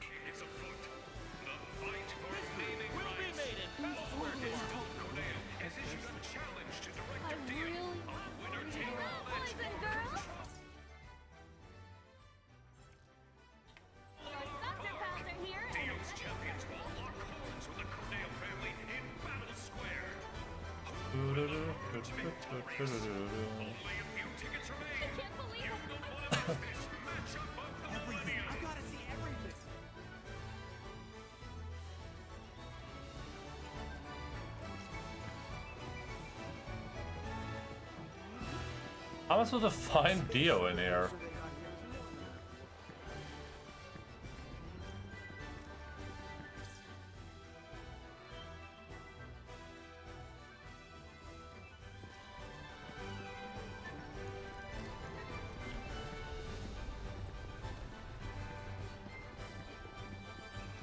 But I think a big part of though is just having that cohesive vision, and you can have that without like an auteur. It's just way harder.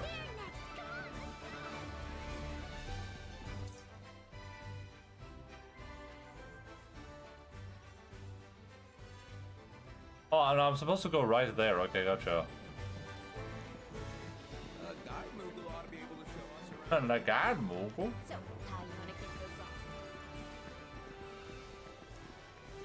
The sidebar committee games usually look very bland to me. I'm not leaving till I ride the Skywheel. Yeah, I mean, I would generally agree. But I feel like I don't think the terminology is wrong, but I feel like I don't know if it feels like adequately descriptive to me, I guess.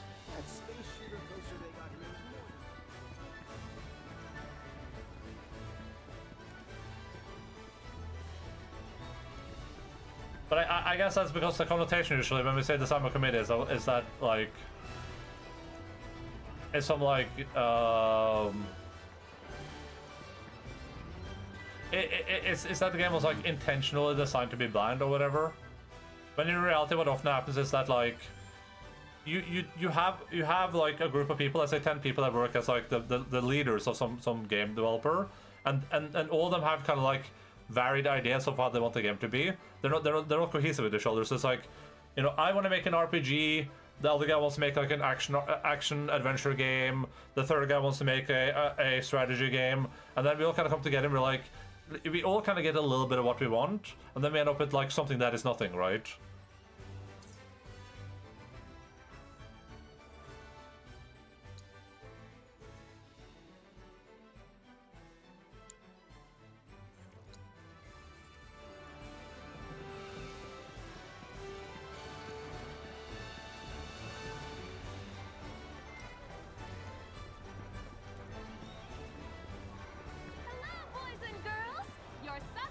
And that's what you avoid when you have someone in charge who really knows what they want to do. History will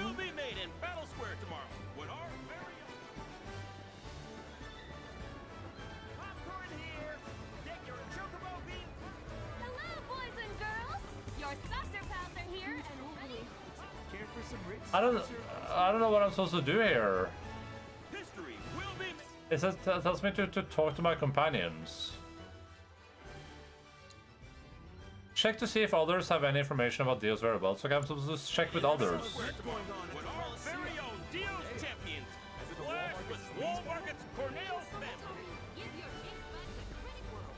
I come in Battle Square.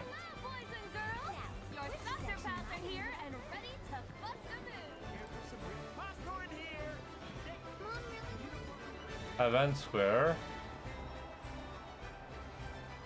I just wonder how that next Naughty game is going to turn out. Probably good. I mean, Neil Druckmann is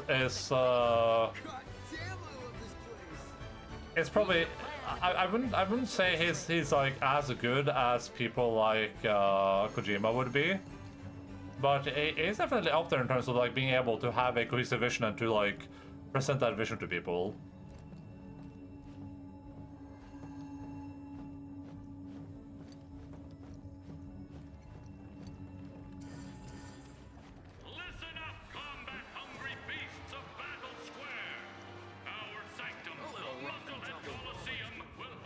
I mean,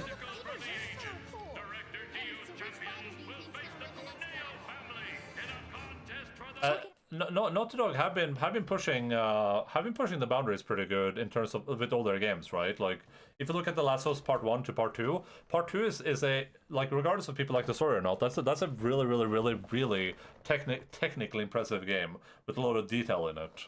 Regardless of like what people think of the story in it, it's a hugely impressive game from just a gameplay perspective. That's the type of stuff that, like, if they made that gameplay in any other format, then people would love that. Oh, Cloud. Can you believe this? Corneo? The Dawn outstayed his welcome in Midgar and decided to set up shop in the Saucer. Great timing, eh? Interesting. There's an event being held at the Musclehead Coliseum tomorrow. If there's a dress rehearsal today, Dio might be there. We should check it out. But the thing once about how much work it took to film a scene of Nathan Drake taking off his jacket, oh, yeah, I can imagine.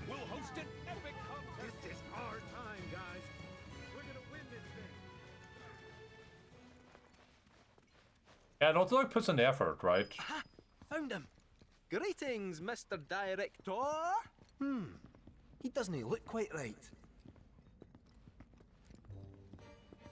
Oh, God. Well, if it isn't our friendly fugitives, you're looking hale and hearty. What happened to you? I made a painful discovery that the Turks are stronger than they look. You, sir, should know better. You're no spring chicken. Speaking of old things, whatever happened to that wee keystone thingy? We need to get our hands on it. Was part of your collection, last we heard. It was, yes. And in fact still is. Point of order. My ancestors owned it. Don't you think that makes me its rightful owner? A Cetra, are you? That, my dear, is a bold claim.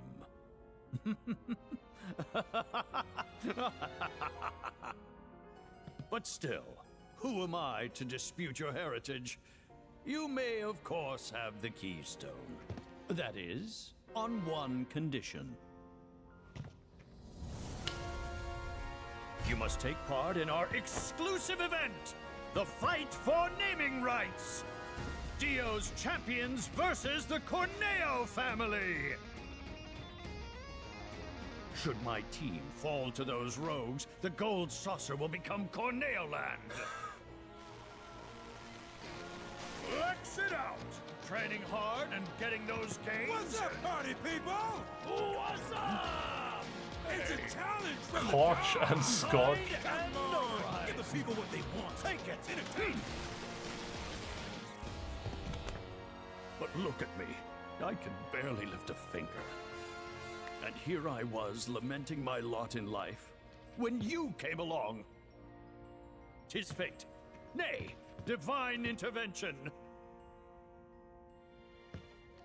What say you? Will you be my champions and go to war against Don Corneo? I'll do it. I'll fight. We win, we get the keystone, right? As agreed. You have my word. Then we're in. Then we have ourselves a deal.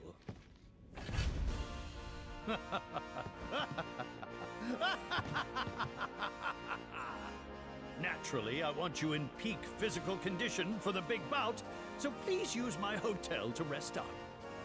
Oh, is this like a... I'll jog on ahead and tell the If we others go then. rest at the hotel, then we proceed with the mission. But we can leave until then, hopefully.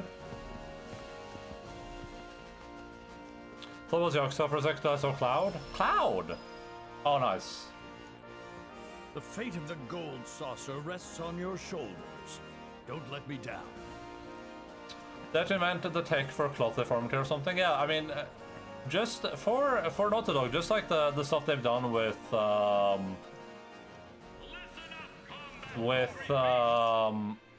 accessibility alone is super impressive. Is spectating not enough? Want to step inside? Are you interested in joining the fray? I mean, oh, can I not do this? I can do it, but it's red for some reason. What does that mean? Oh my god, there's a lot of fights here. Dude, we're gonna have at least another stream of, oh my god. Oh, I just went back up. Oh, sorry. We're gonna have at least another stream of side content, if not two. Can't wait for the Yakuza 7 playthrough immediately after Final Fantasy 7. That's not even what's gonna happen. We're gonna play Judgment. Judgment.